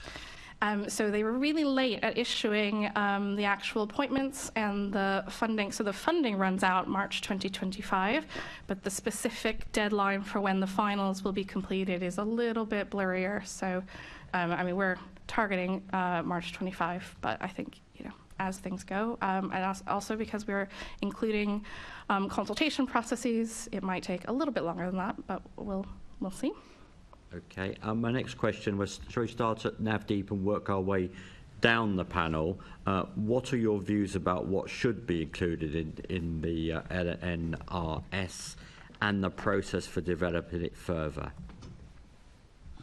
Thank you. Thank you. So we are working closely with the Mayor's Department in relation to the public engagement aspect of the local nature recovery strategy. So we talked briefly about community groups and community activists dealing with nature recovery and nature issues already, who will have better knowledge of what's going on, you know, on their turf, to put it bluntly. But also, it's really important that they're included from a strategy perspective, so they're part and parcel of the solution. But also the other people who are living within the community who may not necessarily feature very heavily within that environmental space. They may have other priorities. They may engage with nature and environment in very different ways. So they may not be avid rewilders. They may not be focused on biodiversity, but they might like using their parks, or they might like their front gardens, or they might be quite interested in edibles, all of which are incredibly relevant to the wider strategy. So trying to figure out how we, for me and for the National Park City Foundation, a priority will be how do we engage people with that strategy? How do we ensure that any strategy that is put forward is meaning and inclusive to all of the relevant stakeholders to give it the best chance of progressing? I mean, in terms of the foundation of the content, it will address, no doubt, obvious issues of biodiversity, water management, clean air, well-being, but I think it should go much wider than just the environment. It should also look at engagement in relation to sport, engagement in relation to education, schools, universities, looking at research, looking at how neighbourhoods can learn from each other as well. So one of the features we've discussed about London is how, given the nature of all the boroughs, it can have very disparate outcomes and different outcomes in and across the capital. So ensuring that we don't have gaps and we use best practice and best knowledge and experience, so we don't try and reinvent the wheel. So we have that present engagement with all of the London boroughs as the London National Park City Foundation to talk to them about their local nature recovery strategies. Our idea is that we don't want them to all have to reinvent the wheel. If there are aspects of good practice that are happening either at council level or community level, then we ought to pull those together, we ought to share them, we ought to cross-pollinate across the city so that we're all aligned and we're all heading in the same direction. Thank you. Alice? Thanks. Yeah, so I would say, I mean, we've consistently said that we feel that specifics are important here. So general, you know, we need to get down to the granularity and be specific about where this is, where we're going to be putting this new habitat and whatever it is that nature needs to recover. And the other thing that we say consistently is about grey space and roads and corridors more generally. So obviously nature's recovery is dependent upon green corridors. So those need to be created often, and quite often you'll see that roads are those corridors, or the obvious corridors, or they may be railway lines or rivers and whatever, but actually if you spend a lot of time looking at like Google satellite view, which is what I do. You can kind of see where the natural corridor might go, and that may be along a road. And then, of course, you have to start thinking about gardens as well, front gardens, and then you have to start thinking about parking as well. So you're back to that kind of all roads lead to Rome problem, which is that you're talking about highways, transport, all of it together. Very hard to make it happen at a local level, because you're going to need the transport authorities, the highways authorities, the parking people, who often are separate to the transport people somehow. It's very complex. So yeah, but I think roads are going to be very important. Bringing that, highlighting that importance of creating those corridors and making that easier. It's very hard at the moment. Matthew. I suppose our question is, there's already a lot of good policy, and we can argue about how it's implemented in London. So the ALGG, which we'll touch on later, the London Environment Strategy, the London Urban Forest Plan, the Food Strategy, etc., etc., etc. And whilst we as a wildlife trust were working with our sister wildlife trusts across the country to get the best we could through these LNRSs, we feel that the DEFRA guidance has not really understood the cities. It doesn't really take account of what London's been doing. So even the requirements for consultation are very, very onerous. Across the panel today, there are hundreds, if not thousands, of groups across the capital doing stuff for nature, for well-being, for green spaces, for canopy cover, etc., etc., etc. And trying to reach out to each and every one of those is going to be onerous enough for the GLA, let alone every local planning authority. So there are existing networks of friends groups, parks friends groups. There'll be the various biodiversity partnerships, etc., etc., etc., across those boroughs. And the critical issue for the GLA is to make sure that model reaches out as many people as possible, but that we don't lose sight, and this is where the trust perspective is the clue is in the title. It's a nature recovery strategy. And so it's about making sure that there is the priorities for habitats and species across the capital are firmly embedded and understood and promoted. So there's a strategic direction that London hasn't had since 2010. So the previous biodiversity partnership, which was working with the GLA, who effectively chaired it with Natural England, as was, there was a clear set of priorities of where habitat recovery, species recovery would focus on. Always embedded with the view that this had to be done in collaboration and with engaging people across the capital. So it's not about nature people out there. It's infused. That's been part, as I said earlier, it's been how we do things in London. But I don't think the DEFRA guidance really understood, or the DEFRA really understood the complexity of the capital. My heart goes out to the GLA and what they're going to have to do in order to meet the requirements.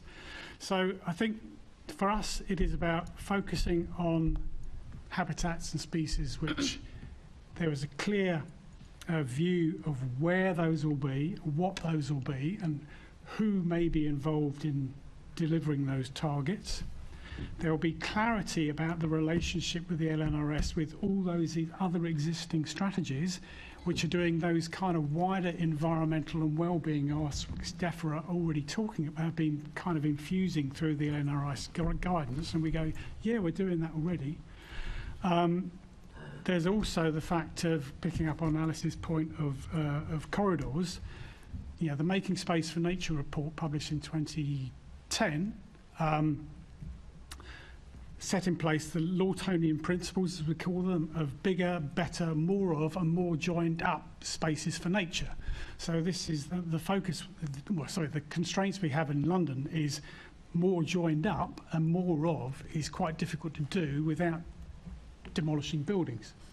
And with housing targets, we've got constraints, but the principles there should be embedded in the LNRS. And as Abby said, they're basically a map with two maps.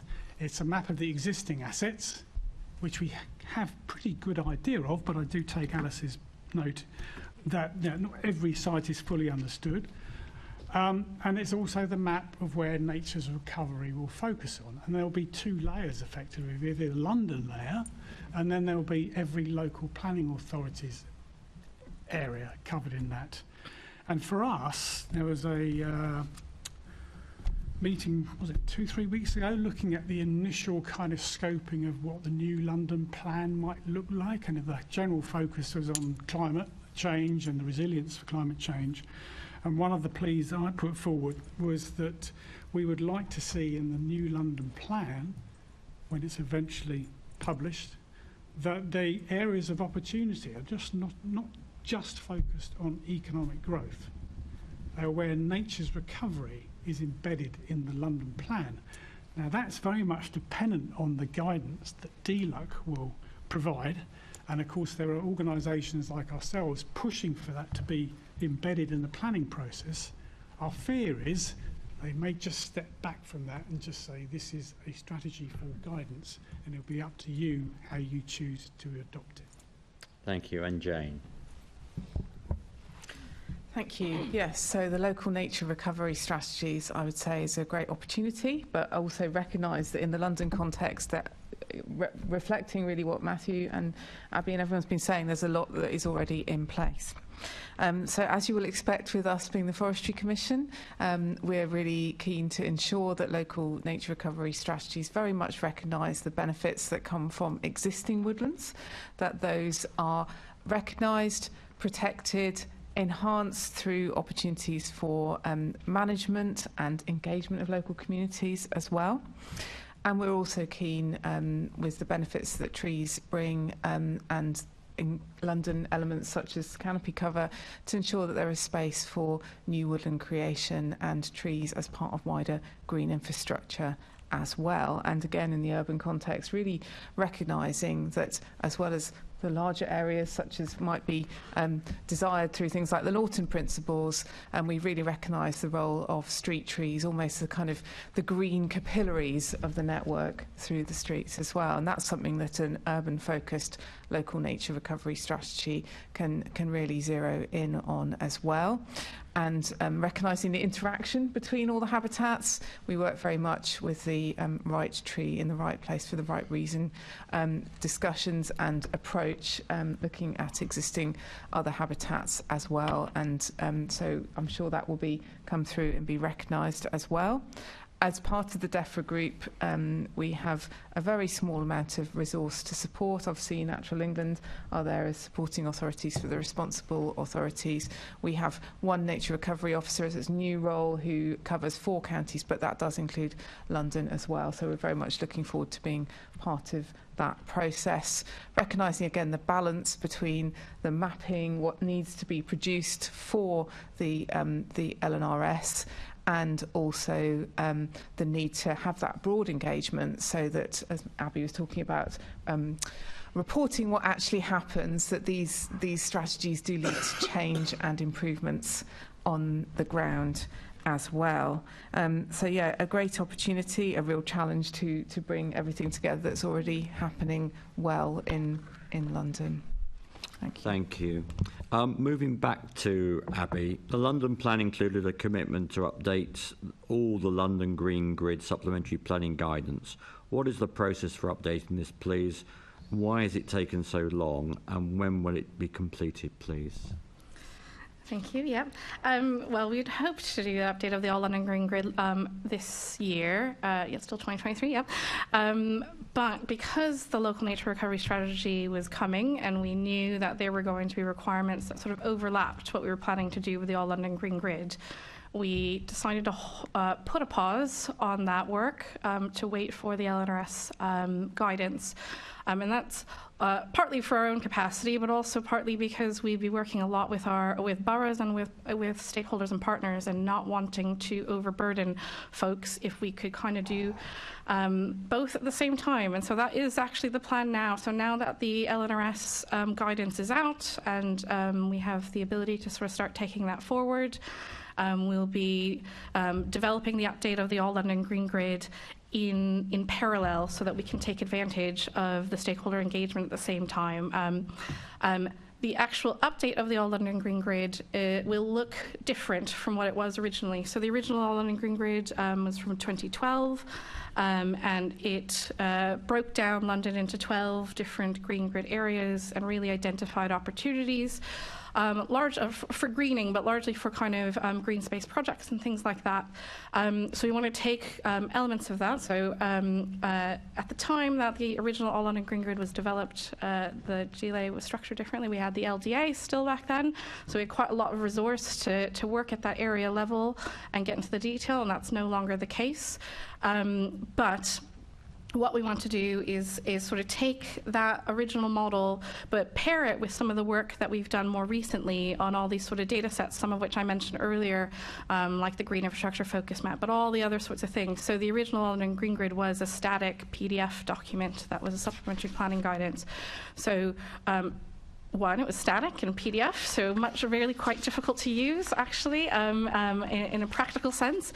But two, as a supplementary planning document, it was sort of buried within the planning system. And I think we know that what needs to happen on greening needs to happen outside of just the planning system. It has to happen in proactive ways, has to kind of inform like our funding programs, things like that. And of course, also in that decade plus that's been, we are recognizing the climate and ecological emergencies in a different way. Even green infrastructure as a topic is sort of appreciated in a different way than it was back then. The pandemic made us kind of realize the importance of all the open space. So there's a lot of reasons why we need to do the update, but I think what the plan now is, alongside the local nature recovery strategy, because as I think Matthew said, we do want to keep the basic work of the LNRS focused on nature recovery, but we don't want to lose all the other benefits of greening that I think Navdeep mentioned, whether that's flood risk, air quality, all those things. And so essentially the update of the work to update the All London Green Grid, which to be fair, probably is not the right name. We haven't come up with a better name yet. Recommendations welcome, but so it will take kind of all those other benefits of green infrastructure and pull that into this wider umbrella. So whether you call that kind of a spatial strategy for green infrastructure or a spatial map for green infrastructure, and really, and the LNRS will become the nature layer for that. And so actually try to bring all these sort of needs and demands and opportunities together in one spatial strategy that then can inform how we set policy going forward, how we direct our funding going forward, identifying those key areas of need, but also those key areas of tension where there might be multiple kind of demands in different places, and be able to then set guidance for how to deal with that tension, whether that's through prioritization or, in ideal cases, better design to take advantage of those multiple benefits. So it has been delayed longer than we would have liked it to be, but I think it'll be even bigger and kind of better and more usable and interactive, I think, than the kind of original one was. Have you got any deadlines, any dates when you're talking about, there's so many different bits, when will we get some deadlines and dates for that? So we've just recently got approvals to take this forward, so we're looking at 1.5 to 2 years. Well, we're looking along the same timescales as the LNRS, but probably a little bit longer than that because we're bringing a much wider set of data sets together. And then I think it'll also be very dependent on whatever the next kind of terms, timelines are for updating the environment strategy and the London plan, because really the ultimate purpose of all this is evidence-based for those as well. So it'll be quite dependent on that. Thank you. And to you again, Abby. A recent presentation of Parks for London described the aim as, I quote, a one-stop shop, that wonderful expression, green infrastructure strategy for London.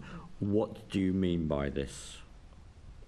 Well, hopefully I've described some of what we're intending with this, because I think we're really trying to bring, and I think it goes to some of what Alice said earlier, is all these sort of demands that we have and the needs that we have that can be addressed for green infrastructure in one place. and that then be able to be used, within our own internal teams, but on boroughs to understand when we say we want to prioritize greening and green space and open space and things and rewilding and nature, what does that mean in a wider context with other demands and other spatial strategies across London? So to kind of take us, we have existing maps for open space and things like that, sort of the formally designated spaces, but we don't necessarily for kind of the incidental greening that exists outside of those officially designated spaces. And I think being able to pull all of this together in that one-stop shop will help make the case in that wider spatial planning context. Okay. I think my last question, Chair, has been answered in terms of the written questions. So I was just going to ask you, there was a famous incident recently in Millbank with the Millbank palm tree. I'm not sure you're aware of that. It's got all over the press where Transport for London decided that trees weren't that important compared to cycle lanes, and therefore they knocked it down, despite my public not being very happy. Do you think any of these policies will stop that happening in the future?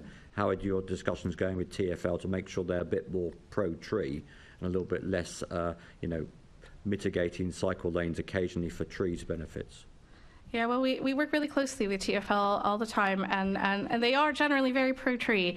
And I know they do take all the individual cases into strong consideration. I mean, I think they only remove trees when it's absolutely necessary and considered part of a safety issue. But I think there's opportunities as part of all this kind of work to map, to identify, where we might want to have stronger discussions about that sort of thing, and ways in which TfL and other highways authorities, because it's not just TfL who have these sorts of issues, but how they can consider things like active travel in line with urban greening and trees and things like that. So we already do have policies, and the environment strategy already looks to that, but there's certainly opportunity to look at what more could be done in the future. Well, I'm still going to try and save the Millbank tree that's been moved to a council estate in Westminster, and I just hope it takes root there. Thank you, Chair. Intriguing, a palm tree on Millbank. But I'm now going to just say that we're going to have a 5-minute break. It's 11:42. We're going to come back at 11:47 to restart. So this is just a quick comfort break. Thank you, everyone.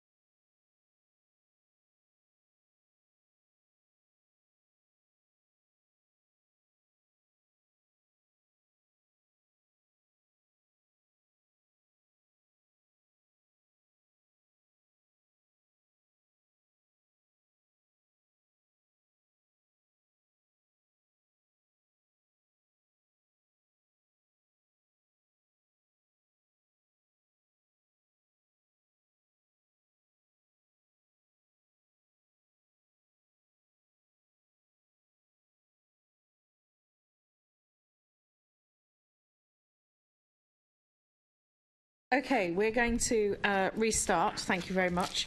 And we probably need to try and pick up the pace just a tiny bit, because we obviously don't want to overrun today, if at all possible. The next set of questions, we're going to be focusing on urban forests. So I'm afraid, Jane, we will probably be coming to you. And the first question is going to be from me, and actually I'm going to start with Abby. Sorry to pick on you again, Abby, but what are the future plans for the London Urban Forest Plan now that partner organisations have received funding to accelerate delivery? And we'll start with you and then we'll go to Jane. Sure, yeah. So the London Urban Forest Plan was written and published in 2020. Since then, was it last year, beginning of the end of the previous year, we received money from DEFRA through the Trees Call to Action Fund for 3 years to deliver elements of the plan. And so we're working, so that's paying for a coordinator that sits with the GLA, but also 7 other projects that are largely run by partners, some of which, again, are on the panel today. And it's quite good, actually, because we've actually, with that funding, we've been able to accelerate some of the delivery of the plan. So our estimates suggest about 66% of the actions in the plan will be complete by the end of this financial year. Of course, that's about on track, because we're about 2 years into the 3-year program. So look to deliver the rest over the coming year. Of course, because we are progressing against that, we have been having early discussions about what does that mean then for either updating the plan or the future of it. And Jane can go into this in a bit more detail, I think, as well. But we've identified some of the other opportunities that have come up since 2020. So obviously now we also have the LNRS. We also have kind of our rewilding work that's happening. That's new since 2020, and just more knowledge and data that we have overall about the urban forest. So there are some good reasons to try to update it. But I think at the moment we're focused on probably likely to update the action plan element of it to make sure that that's live and ongoing. And I think it will be dependent, of course, on what happens after the end of the DEFRA TCAF funding, and how the partnership might be able to kind of build on that momentum of delivery and identify other sources of funding for delivery. Well, thanks for that, Abby. Jane, how effective do you think that the plan is likely to be in developing London's urban forest network? And are the number of projects that Abby was just touching on and the level of funding sufficient to meet the aims of the plan? So quite a number of questions within your question, Chair. So sorry, we do that to our guests. We're cruel and heartless. So how effective is the London Urban Forest Plan in helping to essentially deliver the objectives? One of the great things about the London Urban Forest Plan is that it is firstly recognised and delivered as part of the environment strategy. So it has that strategic commitment in London, but that, if you look in the document, which is, as well as an action plan, a wealth of evidence really about what London forests deliver and could deliver, is the strength of the partnership across there. So we co-host the London Urban Forest Plan with GLA. It has been really helpful having the Trees Call to Action funding. That has helped us immensely in moving forward for all the different bodies who are part of this to actually act and be supported and resourced to work on the principles that are in the plan. So again, just to really reiterate what we're trying to achieve in the plan. One is to protect and manage the existing resource and build recognition for the need for our woodlands to be managed, and through that to increase their biodiversity value and indeed productivity. Also, the need, as we've been talking more generally about green spaces and green infrastructure, to have more trees and woodlands in London as well. So we've got those growing and expanding goals in there as well.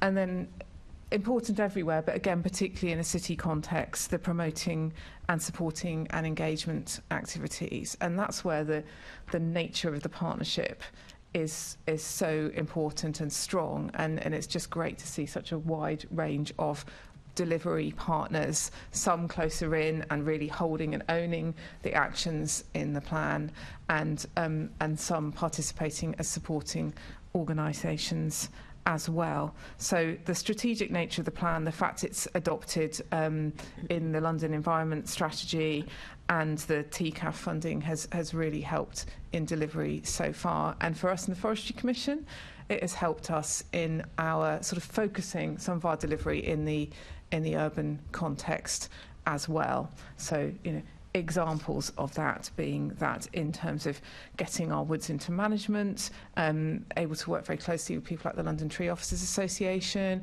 and we were talking about skills earlier on, and doing workshops with them on getting woods into management, helping translate something. We have the UK Forestry Standard as an example of a government standard for sustainable forest management. What does that mean in London? How can we support borough colleagues in the management of their woodlands as well? So that's a kind of one example of how the strategy is helping us move forward as a starting point. Thanks. I mean, I certainly personally find being out in urban woodland, and in fact, actually, I just tweeted a picture of a fairly young oak on my local common to illustrate the discussion that we were having today.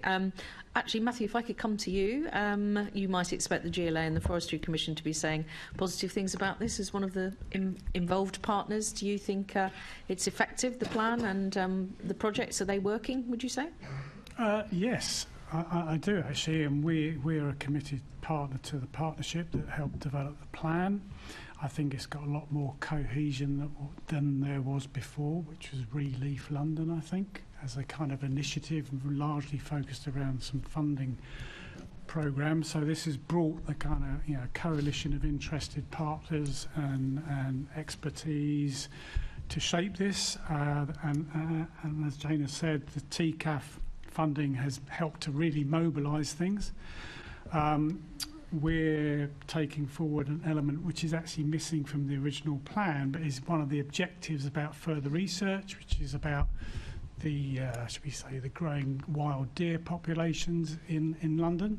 There's probably deer recorded in most London boroughs now, but their numbers are kind of expanding exponentially in certain parts of London. What sort of deer? Red deer, fallow deer, roe deer, muntjac. Oh, muntjac. I was hoping you weren't going to say that.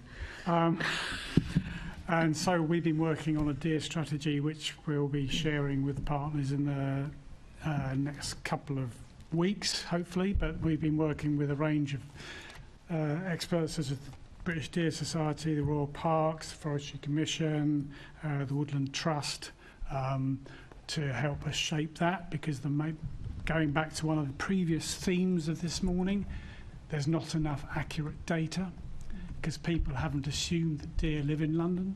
And again, one of the criticisms I had of one of the government's consultation on its national deer strategy last year, there was no reference to urban deer at all. It's like they don't presume that deer live in towns. You'll be telling me next that there's no urban foxes. Yeah, exactly. I think that the benefit of the urban forest partnership and the plan is that it is trying to look at a number of really challenging issues. One is, where do you put trees which are already trying to fight for space? So I'm not going to use Sheffield City as a particular example, but the issue of protecting street trees, increasing the number of street trees to help meet the Mayor's Healthy Streets agenda, that's all good. One of the issues of particular concern to us has been the whole issue of ancient woodland. So if we come down to protection, ancient woodland supposedly enjoys higher levels of protection than any other kind of irreplaceable habitat that we find in London. But the data that's held on the national data set, which is called MAGIC, which is run by it's basically Natural England, but I think EA and FC have input into that.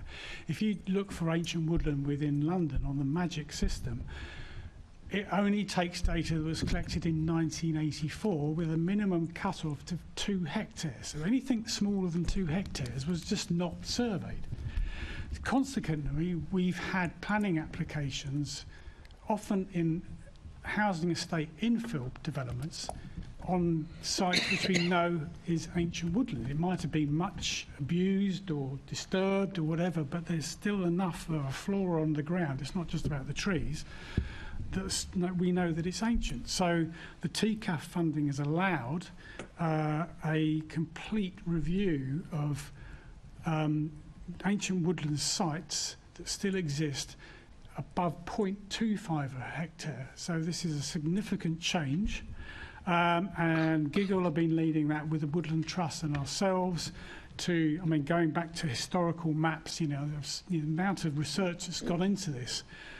The only areas which we know that we're going to struggle with is areas of ancient woodland that might stand within people's gardens, because we can't ground truth those. And there are areas near where I live in Sydenham, where we know that there is probably bits of ancient woodland in people's gardens, either because of the size of the trees, you know, probably 300 years old, and there may still be bits of the ground underneath which are ancient.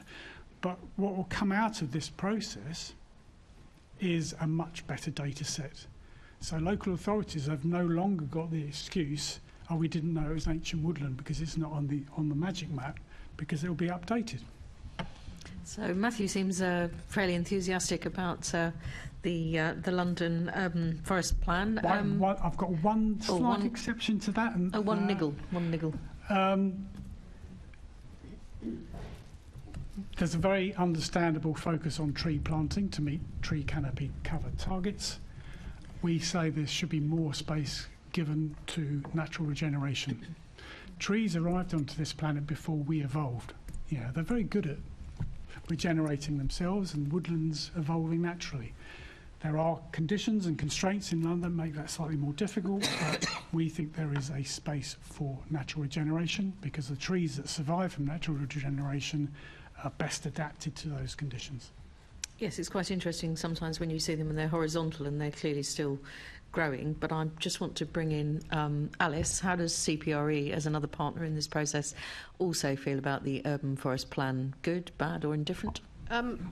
Actually, the Urban Forest Plan is not my specialism, so because my colleague Anna's dealing with it, but we, as you know, we're trying to create the tree ring around London, so we're trying to respond to an idea that came from research which showed that, you know, a continuous ring of trees around London is where we need to be. So is that to keep the rest of the country out? No, sorry. That would be good. But so if you start to try to create the links between the bits of woodlands that already exist, what you do is you look on, you know, you go back to Google Satellite and you start to try to find spaces which might be appropriate. And so the first problem with trying to do that is that you might then not know if that site is appropriate for, it might be something that has some other needs, so you've got to be really careful about what you say. So you're saying we need trees in parks, well, you know, maybe the park is needed for something else, or maybe the trees are going to replace something like some, you know, extremely important orchids or some other kind of biodiversity which is very important. So you do have to be really careful, but at the same time, as I was looking, for example, at Google Satellite View, I came across what it turned out after some research was the old Metropolitan Police Sports Ground, which we're currently going to the Land Registry. So then you have to go to the Land Registry, find out who owns it now, because usually you find out it's the developers or the pension funds or something like that. And then you have to kind of work out, right, well, from there, how do we then get that to become part of the, you know, an appropriately used space for probably forest in this case, maybe some kind of habitat. So you can see, I suppose, where I'm coming from in terms of trying to get from the strategic to the actual. It's all about sites. It's site-specific work, and that's where I think that's where we, you know, where we need to be. Sorry. The devil, as they say, is in the detail, and it's very much the detail of specific sites. Just as a quick riposte to Matthew, it is impossible to live in southwest London and go to Richmond Park and not notice that London is full of deer, apparently, because there does always seem to be full of deer, although I find it very sad when they put up the signs now saying we are going to be culling the deer every year, but you know, I think it has to take place because there are no predators on the deer in Richmond Park, so they do become over numerous. But I just want to bring in Navdeep now. London's urban forest plans, how do they compare to other cities that might be developing this kind of approach to integrating trees into cities? Before I get to that, Chair, can I just say just a few words about the urban forest plan and some of the work on this front? So, I mean, obviously, the urban forest plan recognises within its own forward that it's that the urban forest that London has, which is incredibly valuable, is one of the reasons why London was confirmed as the world's first national park city in July 2019. And you only need to fly over London to really recognise the difference between London and many other cities. It's a very green city from that perspective. The distribution of canopy cover is obviously not entirely equitable, and we know that there are certain neighbourhoods that are far less leafy than others, and there needs to be a real focus on that in relation to any plan. Trees are very much at the heart of what our movement is, and that's demonstrated by the fact that some of our rangers, who I'll come to in a bit more detail, are very active in this space. We've got, I encourage you to participate, Ranger Divya, who does walks around central London to show fruit trees on the street network. We've got Ranger Mar creating mini forests on a disused sporting ground in West London. And we've got Ranger Leslie going around educating people about orchards with the Orchard Project. So we've got some really good examples. And I think one of the things that comes out of all of those examples is the need for education. And one of the projects that Abby's very kindly supported via the Grow Back Greener Fund in West London has looked at how we use tree planting to talk to children about the benefits of trees, not just for climate reasons, but to deal with all of those other issues: shade, water management, biodiversity, ecosystems, habitats, and also well-being as well. And that I think is really important, so we get the right foundations for the trees that we do plant in the city. And the final point I'd make is it's not all good news. Obviously, we had the Bromley tree massacre earlier this year, I believe it was, and that was very, very upsetting for many people. Of course, for many community groups who are planting trees, it's a suggestion they're swimming against the tide, because they're working really hard to put new trees in, and then suddenly lots of well-established protected trees are lost in one fell swoop due to quite heinous activity. And that's happening not just in Bromley, but in other places where we're losing trees to development. I think it's important that any planning analysis by any local authority ought to think very carefully about our existing landscape, not just the new landscape. And then the final point I just wanted to make on this is that trees very much form part of a wider ecosystem of verges.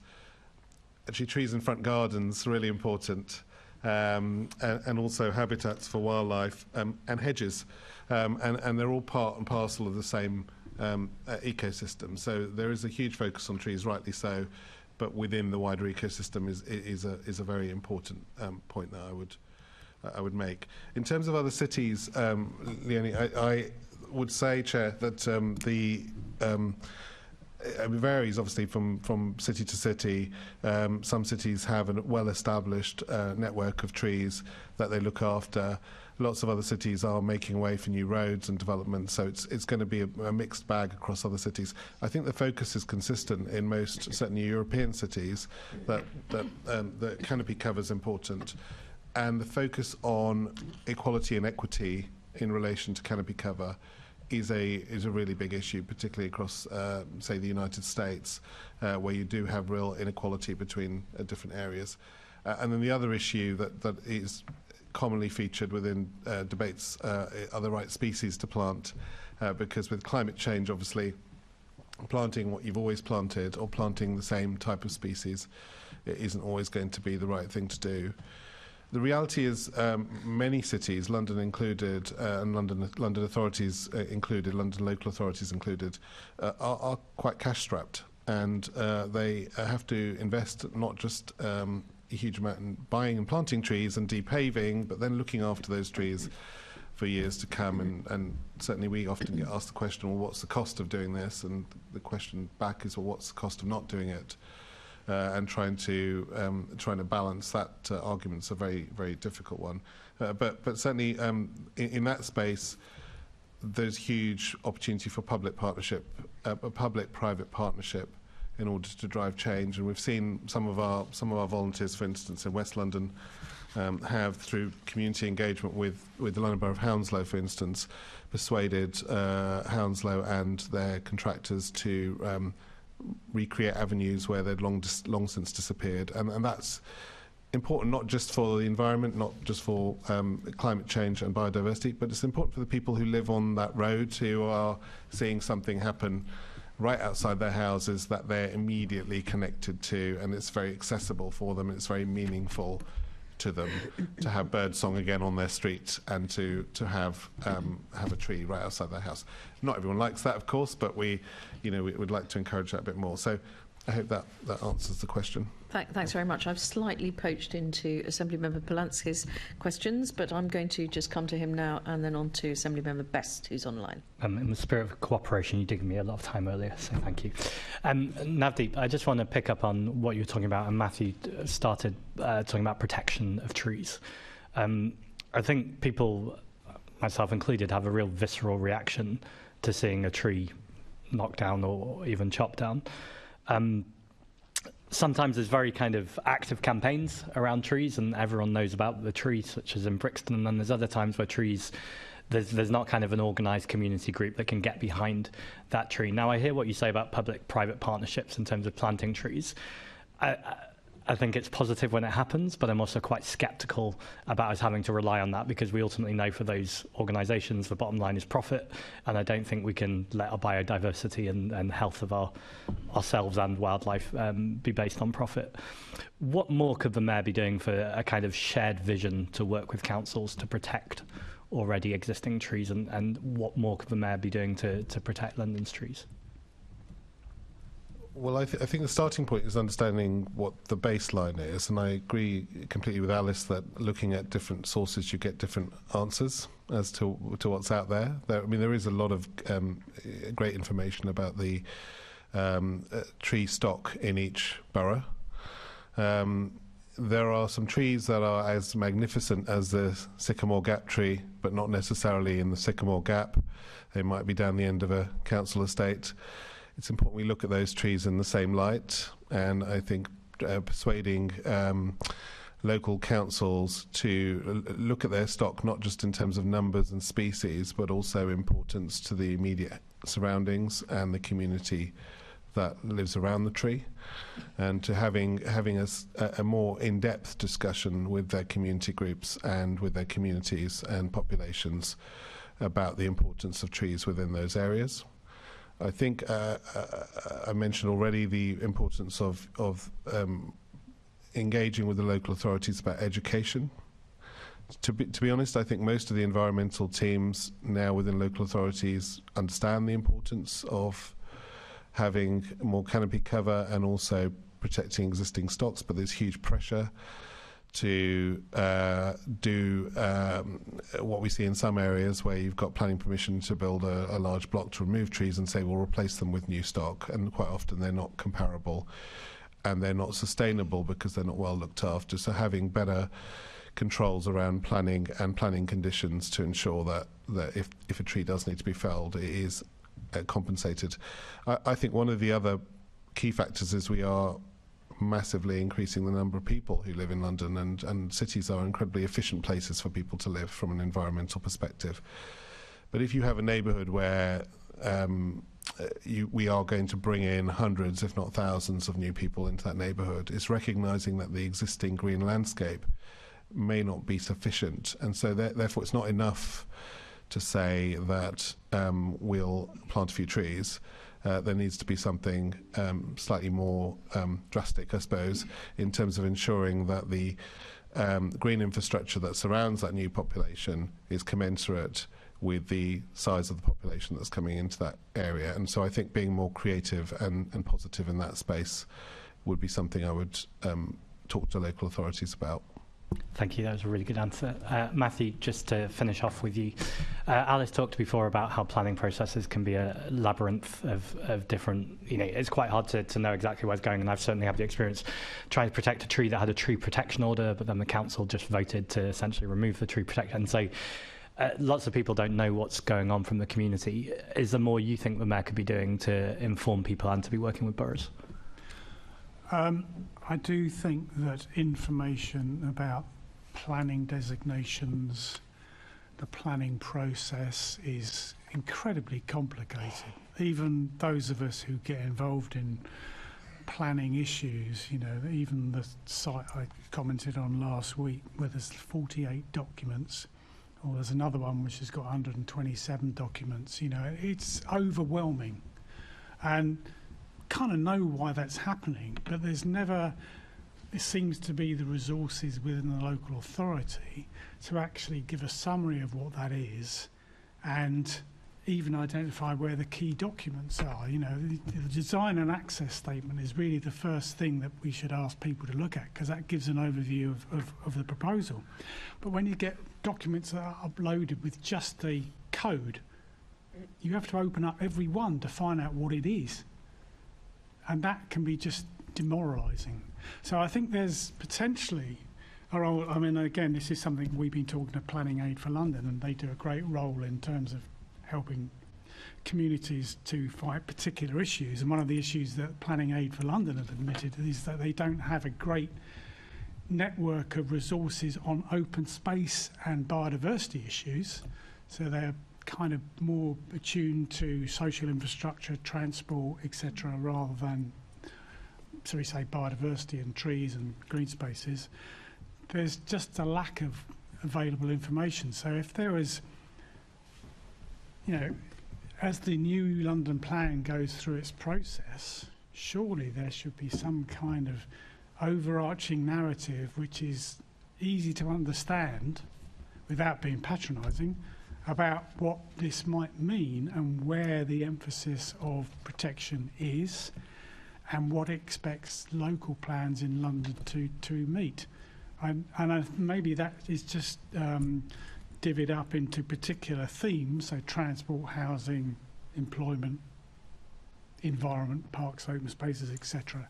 Recognising that there are always going to be potential conflicts, and I think this is the issue that I think people find really frustrating. So there was a site that we vainly tried to protect, Erith Quarry in Bexley, zoned as a site of importance for nature conservation, zoned as an area for housing. So inevitably there's going to be a trade-off, and the one thing that comes off worst is biodiversity. And it was a great site for reptiles. The ecological consultant said, well, it's all right, we could take all the snakes and the lizards from this part of the site and we could squeeze them all into this small bit that remains. Of course, they're all going to die because there's not an understanding that some species have different requirements than we think they might be. So there's an issue about a narrative that is much, and you could argue this is a central government issue as much as a London government issue, but we do have that additional tier of the London plan. It's tempting to say that it could be zoned for tree houses and then everybody could all live very happily there, but I'm not sure how feasible that might be under the London plan or how fire compliant tree houses might be. I'm now going to move over to Assembly Member Best, who is in fact going to ask some questions about canopy cover and tree planting. So we're going to continue on this area. Emma, over to you. Thanks, Chair. Good morning, panel. Chair, just to say, I'm going to focus most of the questions at Abby, but if you could help me out and if you see hands, feel free to interrupt because it's quite hard to tell online. Sure, I will do that. Thanks. Just Abby, picking up on the canopy cover, I just wondered if you could give us a percentage of the increase in canopy cover that the Mayor's hoping to achieve by the end of his second term.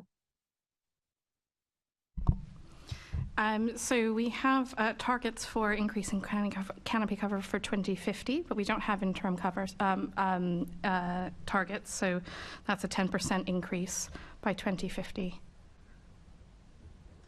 And there's no indicators in between there of what you should be hitting or what you expect to be hitting? No, so it's really quite difficult to measure canopy cover. So we have a commitment to measure that every 5 years. But even every 5 years is not really enough to detect meaningful change. That's for a lot of different reasons. I mean, it takes quite some time for young trees, so any kind of new trees planted won't necessarily show up as part of canopy cover measurements. So we're finding at the moment, we're doing a bit of research to try to pinpoint how long it would take for a young tree to be spotted as part of certainly the methodology we're using for canopy cover.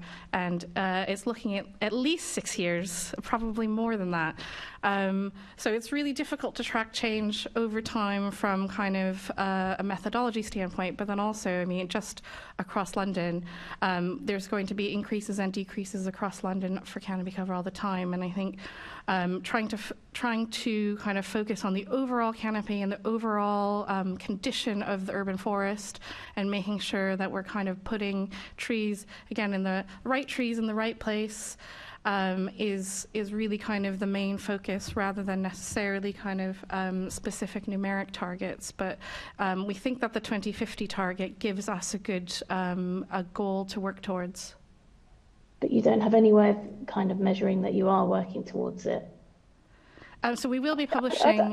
Just so I do take the point if you think that the numerical isn't helpful, but then there is a target, so we do need to know what our progress is towards that target, especially as a scrutiny body on the GLA. It's important for us to be able to ask you, if we've got a target to hit by 2050, then how are we checking that we're working towards it? And I can understand the point as well that you wouldn't be able to see the canopy cover of a young tree now, but you would be able to estimate it, wouldn't you? And we'd be able to plot that estimation and look at where we are against the 2050 target. So there's a couple of things there. So we'll be publishing soon the updated tree canopy and green cover maps for London. So we'll be able to provide an update in the coming months.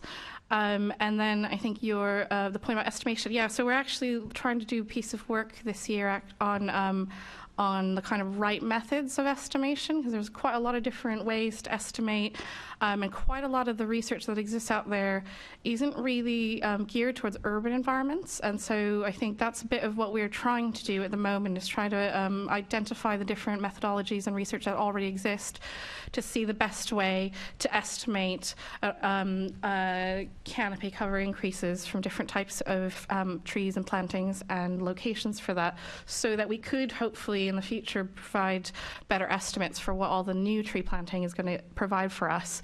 But it's not really at that point right at the moment. But it's definitely it's a good point, because it's a key issue that we're trying to look at the moment, and it is helpful for us to try to be able to track along the way. But trees grow slowly, so it's quite difficult. And there's as I mentioned, there's not a lot of research in the urban context, and that's kind of the difference, and what we're trying to adapt for London.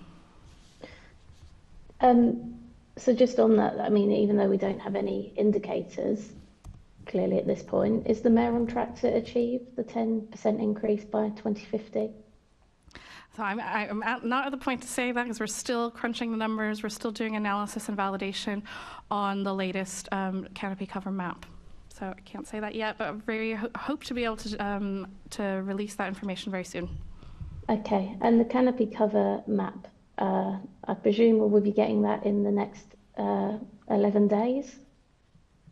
Unfortunately, no. So it is a little bit delayed. It should be in the next few months. So we are in the middle of the data process at the moment. But we're going through analyzing it and validating all the information. Some of the methodologies and techniques that we're using to do this map are quite innovative and experimental. And so given this is the second time we're doing this now, there's quite a lot of trying to understand the methodology and comparing it with the original data from 2018 that was published. So it's all still in progress, and we really do hope to publish it soon, but to also be able to publish it with some useful information, so comparisons with the previous tree canopy cover map, identifying where there might be change, so all that kind of analysis that's actually useful for people to see. So we'll be able to provide that soon. Okay, because obviously the Deputy Mayor said in March this year that we would have it this year. That's now not the case, and obviously I appreciate it saying I've been next few months. Is that a definite few months, or is that a maybe in a few months, or we're kind of going to see what's going to happen? I mean, say, would we be able to have it before May? Would that? No, that's our intention is definitely to publish it before May. Okay, so in the first part of the year, that will definitely be published. Yes. What's happening in May, Emma? Well, there was going to be a new mayor, Assemblymember Cooper. I think you're aware. We're going to have the reign of Susan Hall, aren't we? I wanted to pick up on go back to the canopy point and kind of talking about the KPIs that might be used to track that. And I didn't know if anybody on the panel had an observation about what would be the best way for the GLA to track its progress against that commitment. Just quickly add something which I don't think has been touched on, and I don't want to make Abby's life more difficult already, but there are certain things that the Mayor's not under control of.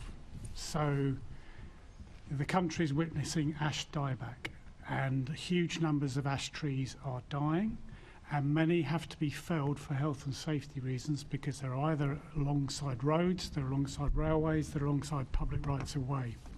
They particularly are found in large numbers in Bromley, Croydon, Sutton, Hillingdon, where the soil's a little bit more limey, a little bit more chalky.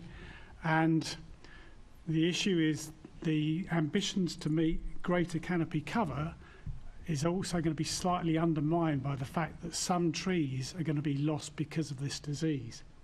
And so anything that comes out from canopy cover assessments needs to have that caveat. And there are also other issues that in terms of managing more open habitats, particularly acidic grassland, heathland, chalkdown, etc., trees have to be removed from them in order for those habitats to flourish. So there's always a kind of toing and froing, which I think the London Urban Forest Plan is mindful of, but people are very much focused on these canopy cover targets, quite understandably, but there's always a bit of a caveat we need to weave into that. So it's a suggestion it's not worth having a canopy cover target? Absolutely not. I was going to say, Emma, Alice wants to come in as well. Would you like to hear from her? Sorry, but Matthew, you were saying absolutely not worth having a canopy. No, absolutely, absolutely not.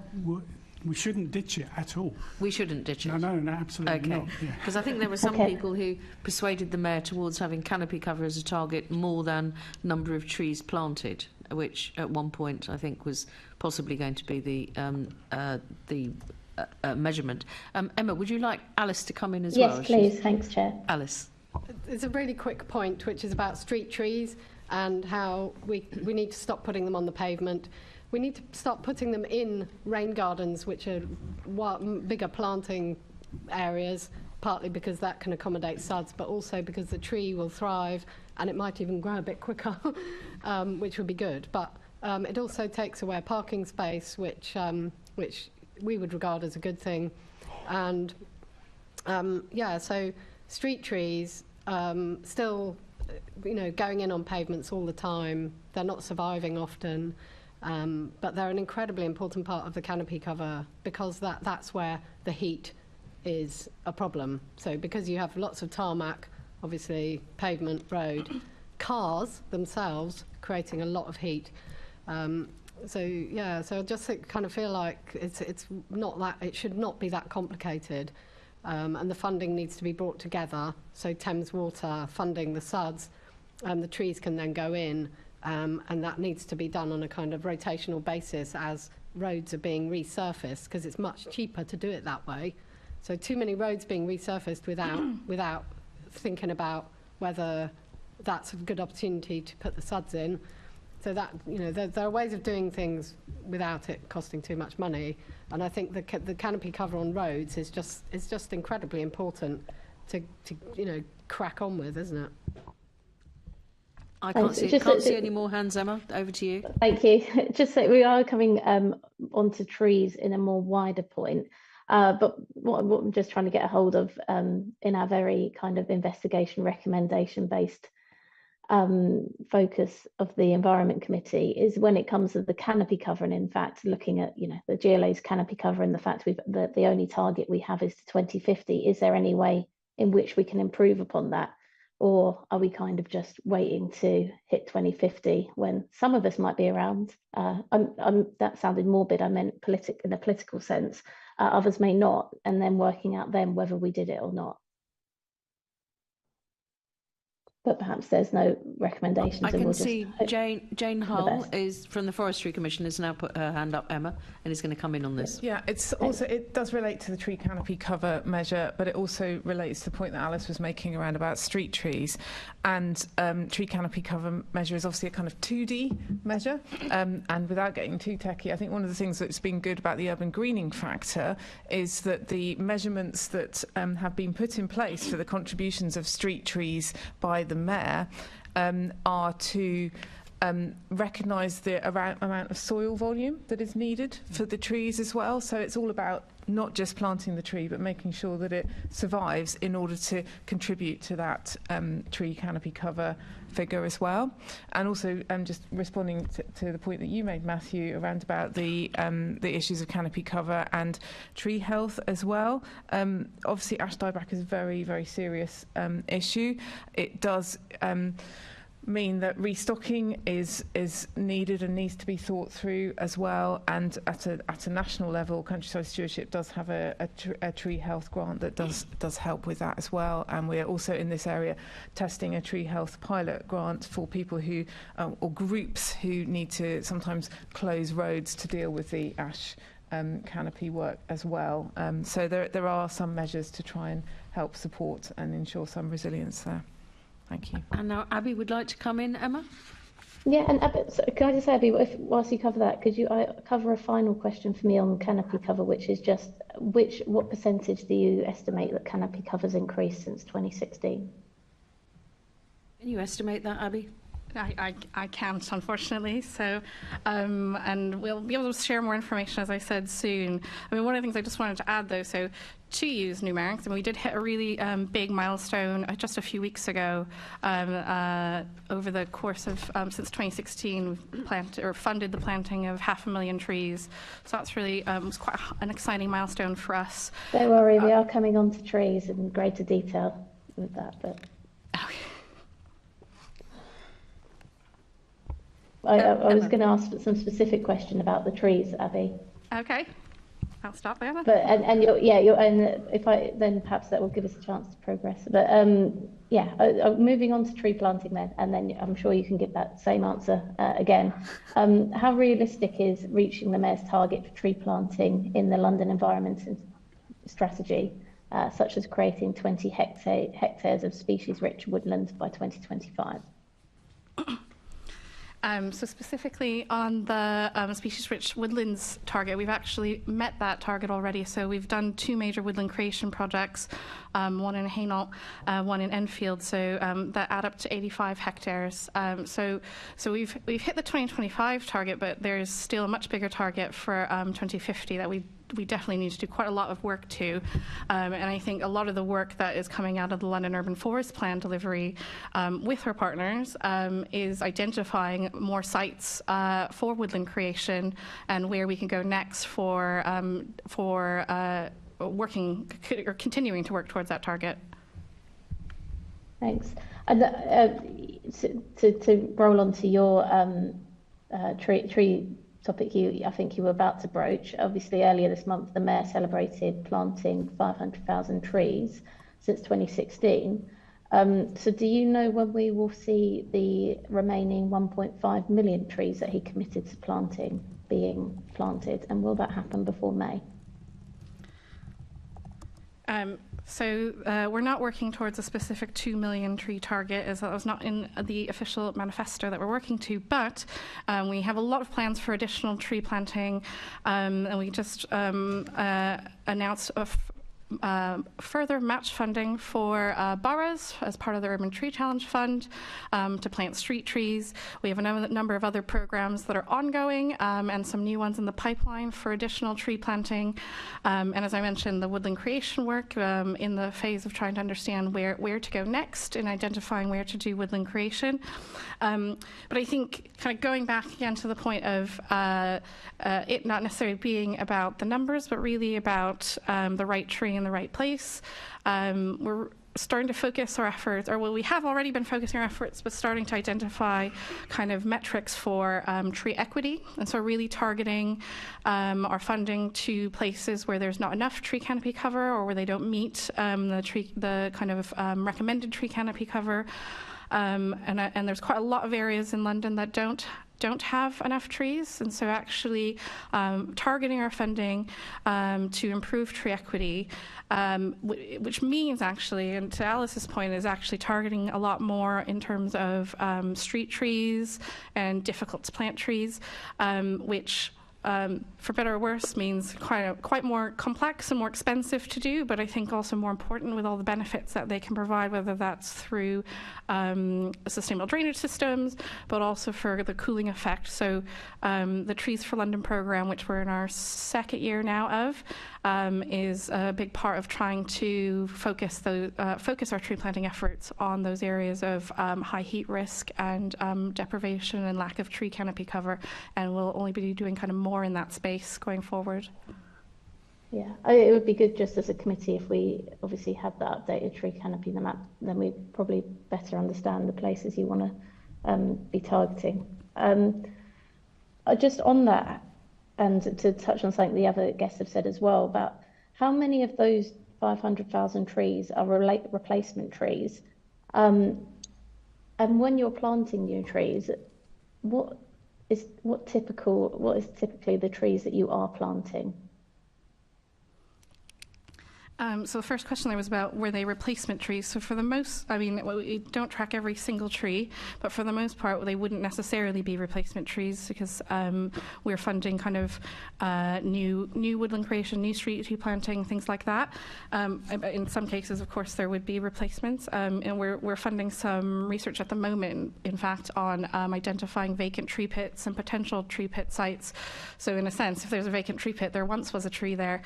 So if we're putting new trees there, that is in effect replacement. And your second question was what types of trees? Well, I mean, we're planting all sorts of trees. It really depends on the kind of context of the tree and the type of program that we're planting through. So at the moment, as part of the Trees for London programme, we have a partnership with TCV, the Conservation Volunteers, and they're doing a number of tree giveaways.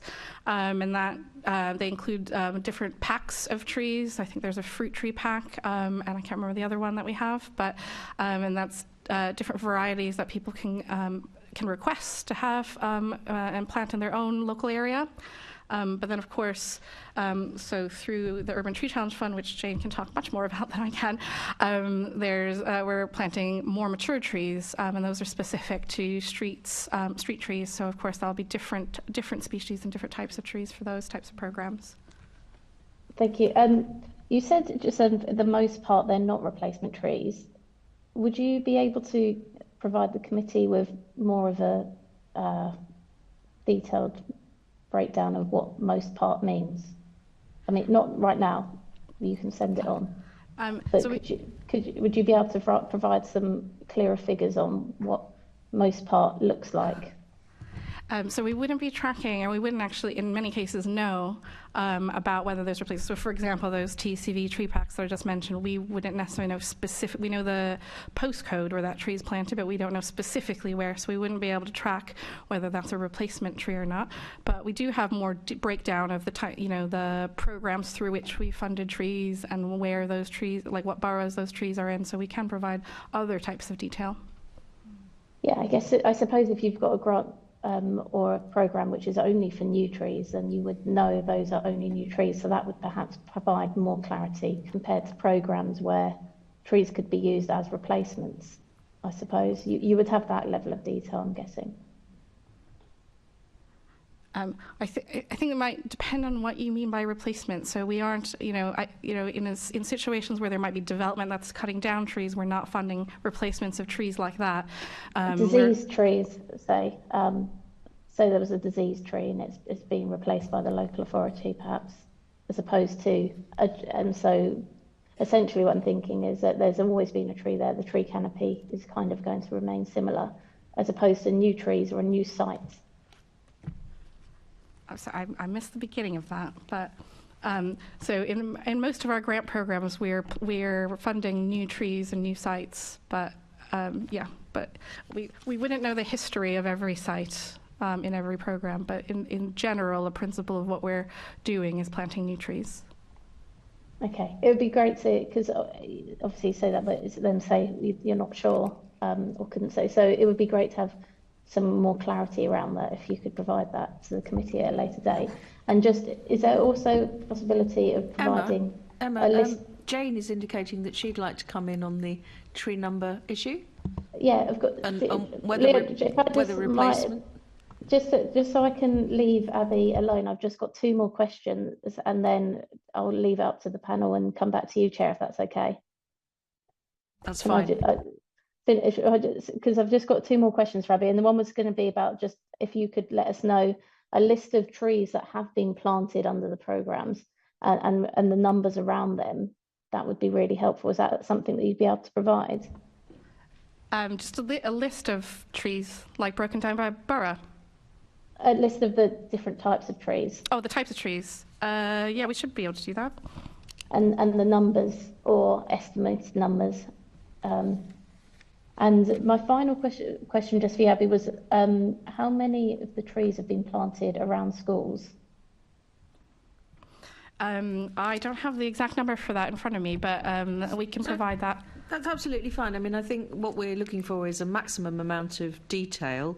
I mean, I know that the 500,000th tree was an apple tree planted in a school garden because I was actually happened to be there. It's a school in my constituency, and so I was lucky enough to be there with the tree conservation volunteers. But I don't know how many of the 500,000 trees are apple trees, small-leaved limes, oaks, or whatever else. And I think it would be nice to have some sort of breakdown of that. And also, if you can do it by borough, I can see why you're saying it's more difficult to say whether or not they're replacements, because if you're planting it in a tree pit that may or may not have ever had a tree in it, we don't know, or sometime in the recent past. But if you can give us a rough indication of that as well, that would be helpful. And does that cover all of your... and also the number in schools, if you're able to tell us the number in schools, I think that should be a knowable number. And Jane, if I just bring you in now as well, because I think you wanted to come in on Emma's questioning. Yeah, thank you, Chair, and thanks for some good questions there, Assembly Member Best as well. So really just to back up some of the points that Abby has been making about GLA contributions to tree planting.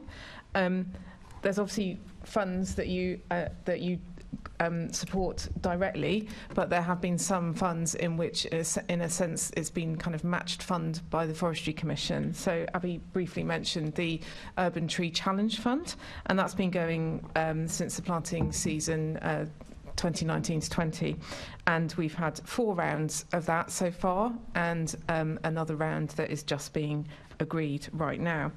And of those rounds, GLA has done 2 successful block bids. So again, that's where Forestry Commission funding and GLA funding will have come through together. And we think that's just less than about 13,000 what we call standard trees. So those are the mature trees that are planted directly into streets. And also about 2,400 whips. Also, so that was 2 of the rounds. In the whole 4 rounds agreed so far, There are a few other applicants to that fund that have benefited London as well. So some of the NGOs like Trees for Cities also benefit from that funding as well. And so we reckon just shy of around about 15,000 standard trees have been planted through the London Urban Tree Challenge Fund, which we think is around about an 8.8 million investment. So that all helps. The round 5 agreements are being agreed, are being finalised right now, and we think that'll be another, so for this planting season and some into the next, around about another 5,000 standard trees and an investment of about 3.6 million. So again, all helping to contribute, and our grant schemes, to refer to the point about replacement trees, are all for new planting sites as well, whilst also recognising the real resourcing challenges that boroughs and other local authorities have with issues of replacement and maintenance on that front. On top of that, separate to the Urban Tree Challenge Fund, we've got the Local Authorities Treescape Fund, 3 rounds so far, which have supported 14 different boroughs, and also Transport for London, and that's just over £2.5 million investment for about 7,500 trees as well, which is a mixture of the standards and the whips. Again, that focuses on trees outside of woodlands, and the 3rd round for that is being supported, finalised now, and we think that'll be another £1.6 million investment. So there are just various mechanisms, as well as the funds that the Mayor has just from GLA funds as well. It's also just worth picking up on the point earlier on about skills and investment and challenges that boroughs have in working with their climate crisis ambitions for woodland creation. In light of this, Forestry Commission has created the Woodland Creation Accelerator Fund, and this is specifically for professionals in boroughs to help accelerate woodland creation, and 7 boroughs and the City of London have benefited from that. This funding is just literally being dispersed over the start of this financial year, and we think that will probably create at least another 10 posts of environmental professionals in the boroughs who are recipients of that. So there are different mechanisms, hopefully not too complex, but again, it just backs up the work that generally working closely with GLA allows us to target our more nationally available funds in a London appropriate way. Thank you. Would you be able to send us the details of those boroughs that have benefited from the Accelerator Fund? And my second question is, does the Forestry Commission have a list of trees that it now prefers to have boroughs or regional authorities or cities plant in light of the climate crisis and the fact that the urban heat island will have more of an impact on trees? And if that is the case, could you also provide that to us as well? That would be really helpful. So very quickly, the people who have the boroughs who have benefited from Woodland Creation Accelerator Fund: Lambeth, Enfield, Hillingdon, Islington, Haringey, Barnet, Royal Greenwich, and also the City of London. So hopefully transcripts will catch that. In terms of lists of trees, we have lists of trees that we grant fund.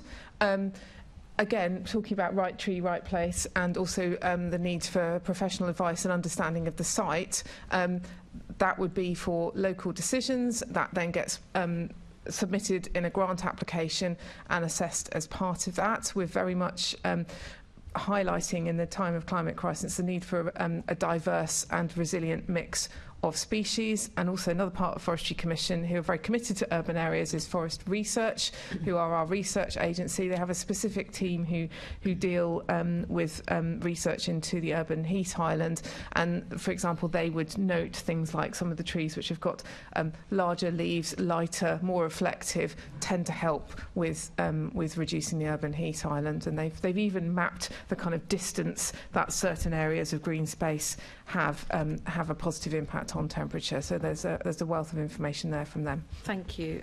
Well, perhaps we could acquire some of that info. I'm just slightly conscious that we are now coming towards the end of our time, so we are becoming slightly pressed for time. But I do want now to move on to the National Park City. So obviously we're going to turn to you, Navdeep, for some further points on this. So what does London being declared to be a National Park City mean in practice? And you referred to the fact that it was declared to be a national park city in July 2019. How was that achieved, and what difference has it made to the lives of Londoners? And then we're going to move on to some questions from my colleague Onka Sahota, Dr. Sahota.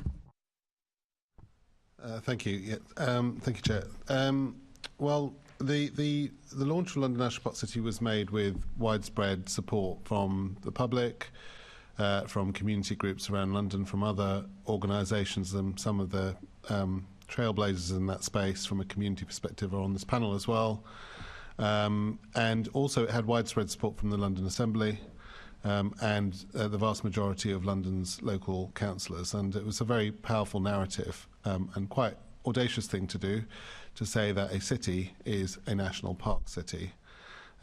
It means different things to different people. I got myself involved in the organisation in 2019, and I was a member of a local community group, Litter Picking in West London.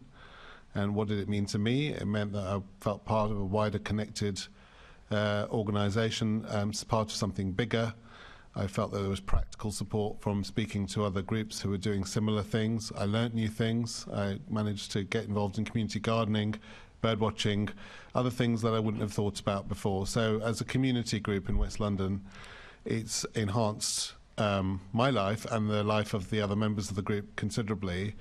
And I know from having been chair for a year, I've had the privilege of visiting some of our projects and rangers. We have an amazing group of rangers, over 100 rangers across London, who are trailblazing in all sorts of activities, whether it be gardening, whether it be tree planting, whether it be biodiversity issues. We had a fungi festival in Walthamstow only recently, where we had over 150 people from the public come to a ranger-led event.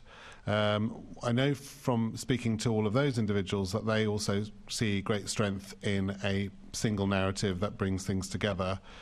And also in the face of what are quite difficult messages in the environmental space, the challenges and the problems that we face, to have a really positive narrative where we can share stories, we can share what's going well, what people are doing, also some of the challenges they face, how we overcome them, we can share problems, is a really important space. And I think that if we are to encourage grassroots movements across London, we should absolutely do that under one single banner, because it brings different organisations together. I often call it a movement of movements. I often also get asked, how can a city be a national park? Well, I think that's obvious in my mind. There are more people on an average weekend connecting with the river or the royal parks or their local parks or playing football or going to a community garden in London than there is in an established national park. There are more people doing things outside, and it may be something as exciting as rewilding or doing some river sports on the River Thames, but it may be something as simple as someone going out into their front garden or taking the dog for a walk, or even talking about nature, or even gathering an interest in something that they otherwise didn't necessarily have an interest in. So it's much broader than just environmental issues. It focuses on well-being, on sport, on health, on history, on culture, on the wider landscape of London, as an entire city. The other point I'd just make about the benefit is it brings communities together. London is huge. And so the ability to have community groups, I know as a litter picker, when we joined the London National Park City movement, we went from litter picking in one borough to 8 boroughs. And there's something incredibly powerful about the solidarity of doing things together and being in it together and feeling much like you had during the Olympics, where we had the games makers who felt incredibly proud of being London's ambassadors to the world. Something incredibly powerful about having people involved in nature, involved in the environment, involved in all of these activities, sharing time, sharing resource, sharing knowledge. And there's a practical benefit from that as well. So we run cross-pollination workshops where people can share resources. Some of those discussions at the last workshop we had were how to better engage with local authorities. So they're not just practical skills like how to prune an orchard tree, but also how to speak to your planning officer. And we're very excited about the fact that we can do more of that now. We've got a visitor centre which will be opening up shortly in January. along Fleet Street, which we will use as a space for collaboration and convening discussion, dialogue, celebrating the good work that so many community groups, so many individuals do across London, but also talking about the Royal Parks, talking about Ordnance Survey, about Kew Gardens, about map reading, about nature, just bringing it all together and trying to have a single place where we can bring the story together. So that's what it means, Chair, to be part of a London National Park City. And the final point I'd make is, obviously, being the first National Park City, people are looking to us to see what we're doing. There are 5 emerging cities. Well, there is another National Park City, of course, Adelaide, joined in 2020. And there are 5 emerging cities that were announced in November. So we have 2 in Holland, Breda and Rotterdam, 2 in the UK, Southampton and Glasgow, and Chattanooga in the US. And other cities look to us, and they look to see how, in a city as vast and diverse as London, we are bringing the discussion of engaging people into the natural space of their city, engaging people at different levels of dialogue across different cultures, religions, across different socio-economic groups. How we're bringing them together to ensure that we can make this story a very successful one. There's just one point I'd like to make, Chair. Sorry, finally. We're really running up against it, and it's one sentence. Well, sorry, no, but I've actually got Onkosahota is going to come in with 3 or 4 more of course, questions, sorry. which I think are all going to be addressed to you. And we've just had quite a lengthy. That was about 7 minutes. So sorry, apologies. I'm just going to pass over to Onkosahota, but I think your other answers will have to be a tiny bit shorter. Thank you. Thank you, Nev. I can see how passionate you are about this, and we're going to give you further opportunities to open up. What are the current plans to enhance London as a national city park? So what's the pipeline? So the immediate pipeline is to grow a ranger movement. So we have over 100 rangers across the city who are doing activity. We'd like that to be over 100 in each borough. And then through their activity, linked to grassroots activities across every London borough, connect it, bring it together, promote it through the visitor centre, and use that as the catalyst for change. So that's what we see. We are engaging with the Royal Parks and with other large organisations too. How is the organisation funded? How are you funded to do all this work? So it's been very challenging. Obviously, with pandemic, our ability to seek support centrally for core activity has been much more difficult. Some of our activity went online. We have had support from the Lottery Fund in recent months. We have had some companies sponsor us as well, but most of in fact, virtually all of our rangers are volunteers. We have a very small staff team who try and manage that, but funding is a big challenge for us. We say with more core funding, we could do a lot more and we could be more active. So. Okay. And what steps are being taken to identify community priorities and involve Londoners in decisions around the parks and green spaces? How are you getting the people of London who live in London involved in your work? A couple of ways. Obviously, we ran our Do London Differently campaign over summer, which was very widely publicised all over billboards, to promote and celebrate people who were getting involved in activity in their communities and the environment. So we showcased work to attract people in as rangers, and we also met with all the London councils, and we spoke to them about how they can engage their environmental activists and champions within their communities to be part of the movement and engage more actively in that space.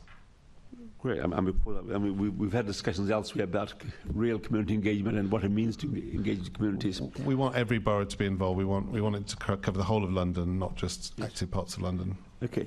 Abby, just come over to you.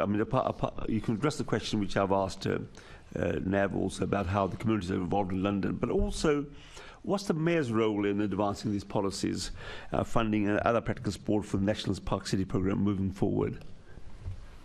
Yeah, no, I think it was really exciting when we got named as National Park City in 2019. I was there as part of the festival, and it was a really exciting time. And I think the momentum and the enthusiasm that whole the festival, but also the designation itself, created has been really good. And it's something, obviously the pandemic didn't quite help that momentum, but it is something that we've been able to thread through our programs at the moment. And sometimes using different names, but I think most of our programs include some sort of requirements on community engagement.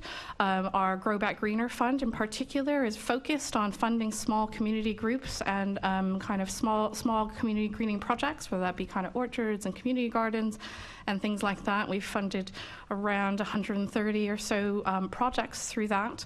But a lot of the rewilding work too, and the recommendations from the Rewilding Task Force focused on that kind of inclusion and participation and engagement topic. And so we've got a mini campaign at the moment, mini comms campaign right now, kind of helping folks understand the kind of green space they have in London and access it. So the London is Green, Wild and Free campaign.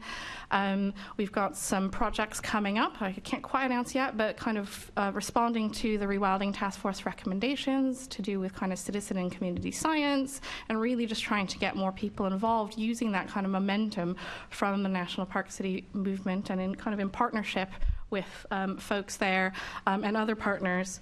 And I would say just on that kind of last point you said too, it's not specifically coming out of National Park City, but I think really emblematic of it is we're coming to the last year of a 5-year EU-funded program, the Clever Cities project, that we've been doing quite intensive work in the Thamesmead area with Peabody, who's the kind of landowner, housing provider there, to really get to the heart of what real kind of engagement and inclusion looks like when it comes to green space and green landscape in a regeneration context.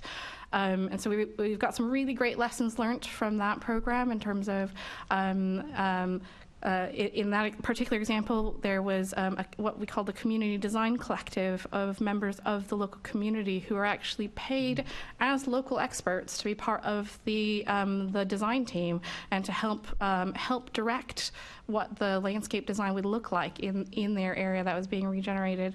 And so we're sort of closing out that program now because the EU funding has ended, but we're trying to take the kind of the lessons from that into broader policy and broader programs, and really trying to keep that that ethos and spirit of community and engagement and inclusion as part of all of our work.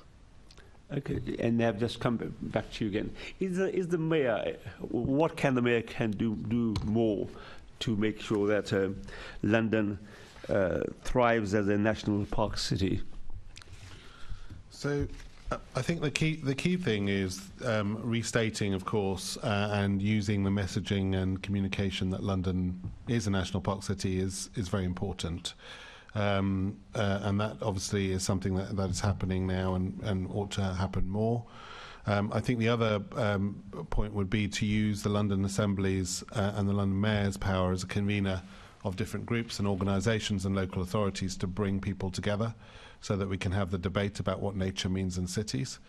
And the third thing I would add is just really showcasing London to the world, because I think this is a real chance for London and the activity of grassroots movements, big organisations, charities, the political establishment to show collaboration on important issues. And I think this is a real opportunity for London to shine and to give an example to other aspiring national park cities around the world. Okay, well, here's an opportunity for you to compare London with Adelaide.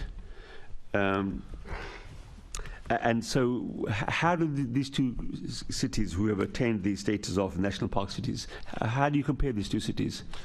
I mean, obviously every city is very different in terms of its landscape and its communities. The difference in Adelaide, it's more of a government-led initiative rather than a grassroots initiative. Mm-hmm. So it's our dialogue with Adelaide tends to be with their government's green team, the local government's green team. And they're running the project, so they're pulling the strands together and showcasing it across the patch. Now that's the same with Chattanooga, for instance. So the discussion there is with their local government, with their city government, with the UK-based and the Dutch-based. Well, the UK-based ones, it's more grassroots, but we did meet with Southampton City Council last week.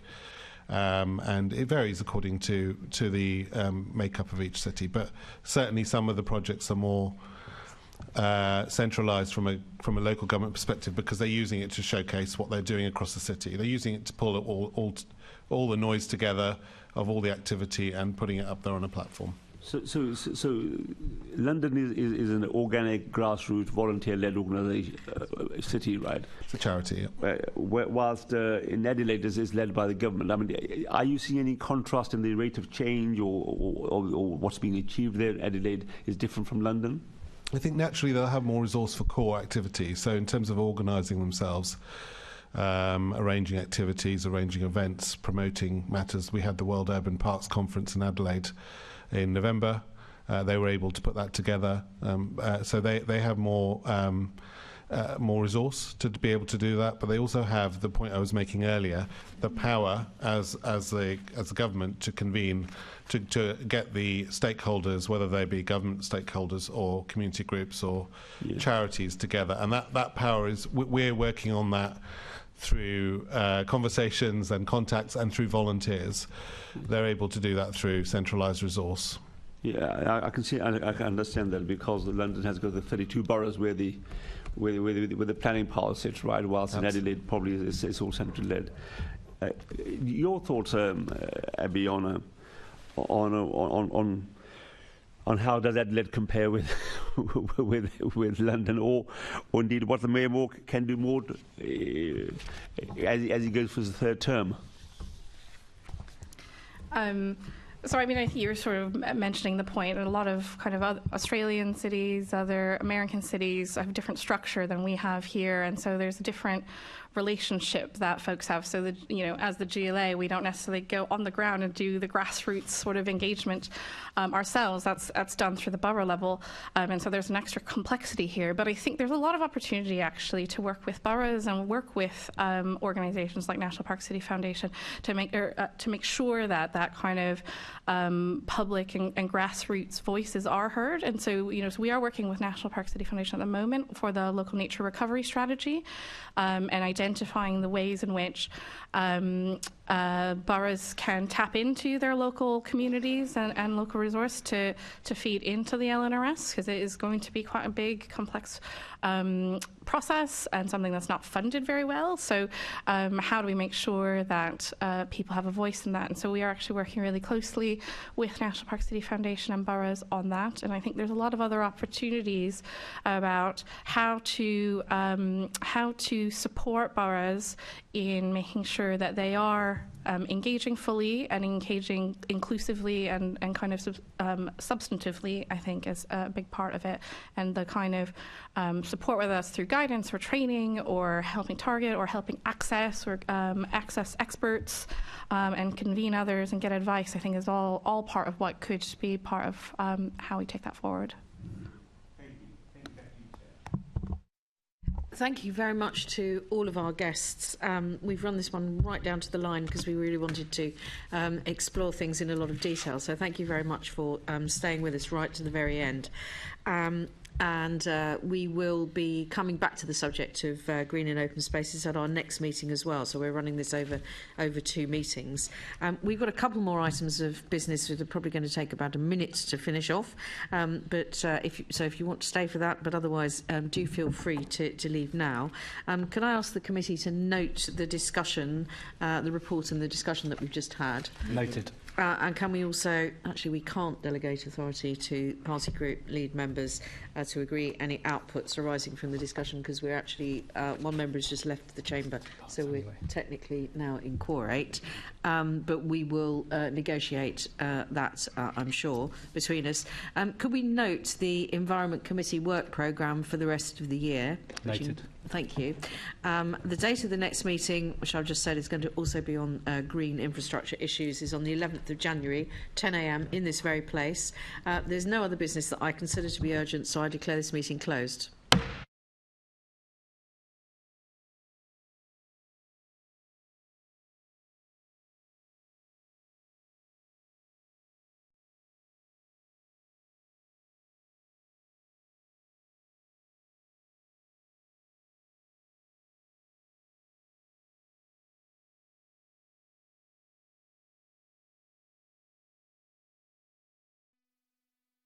This is the broadcast from City Hall, the home of the Greater London Authority. Please stand by.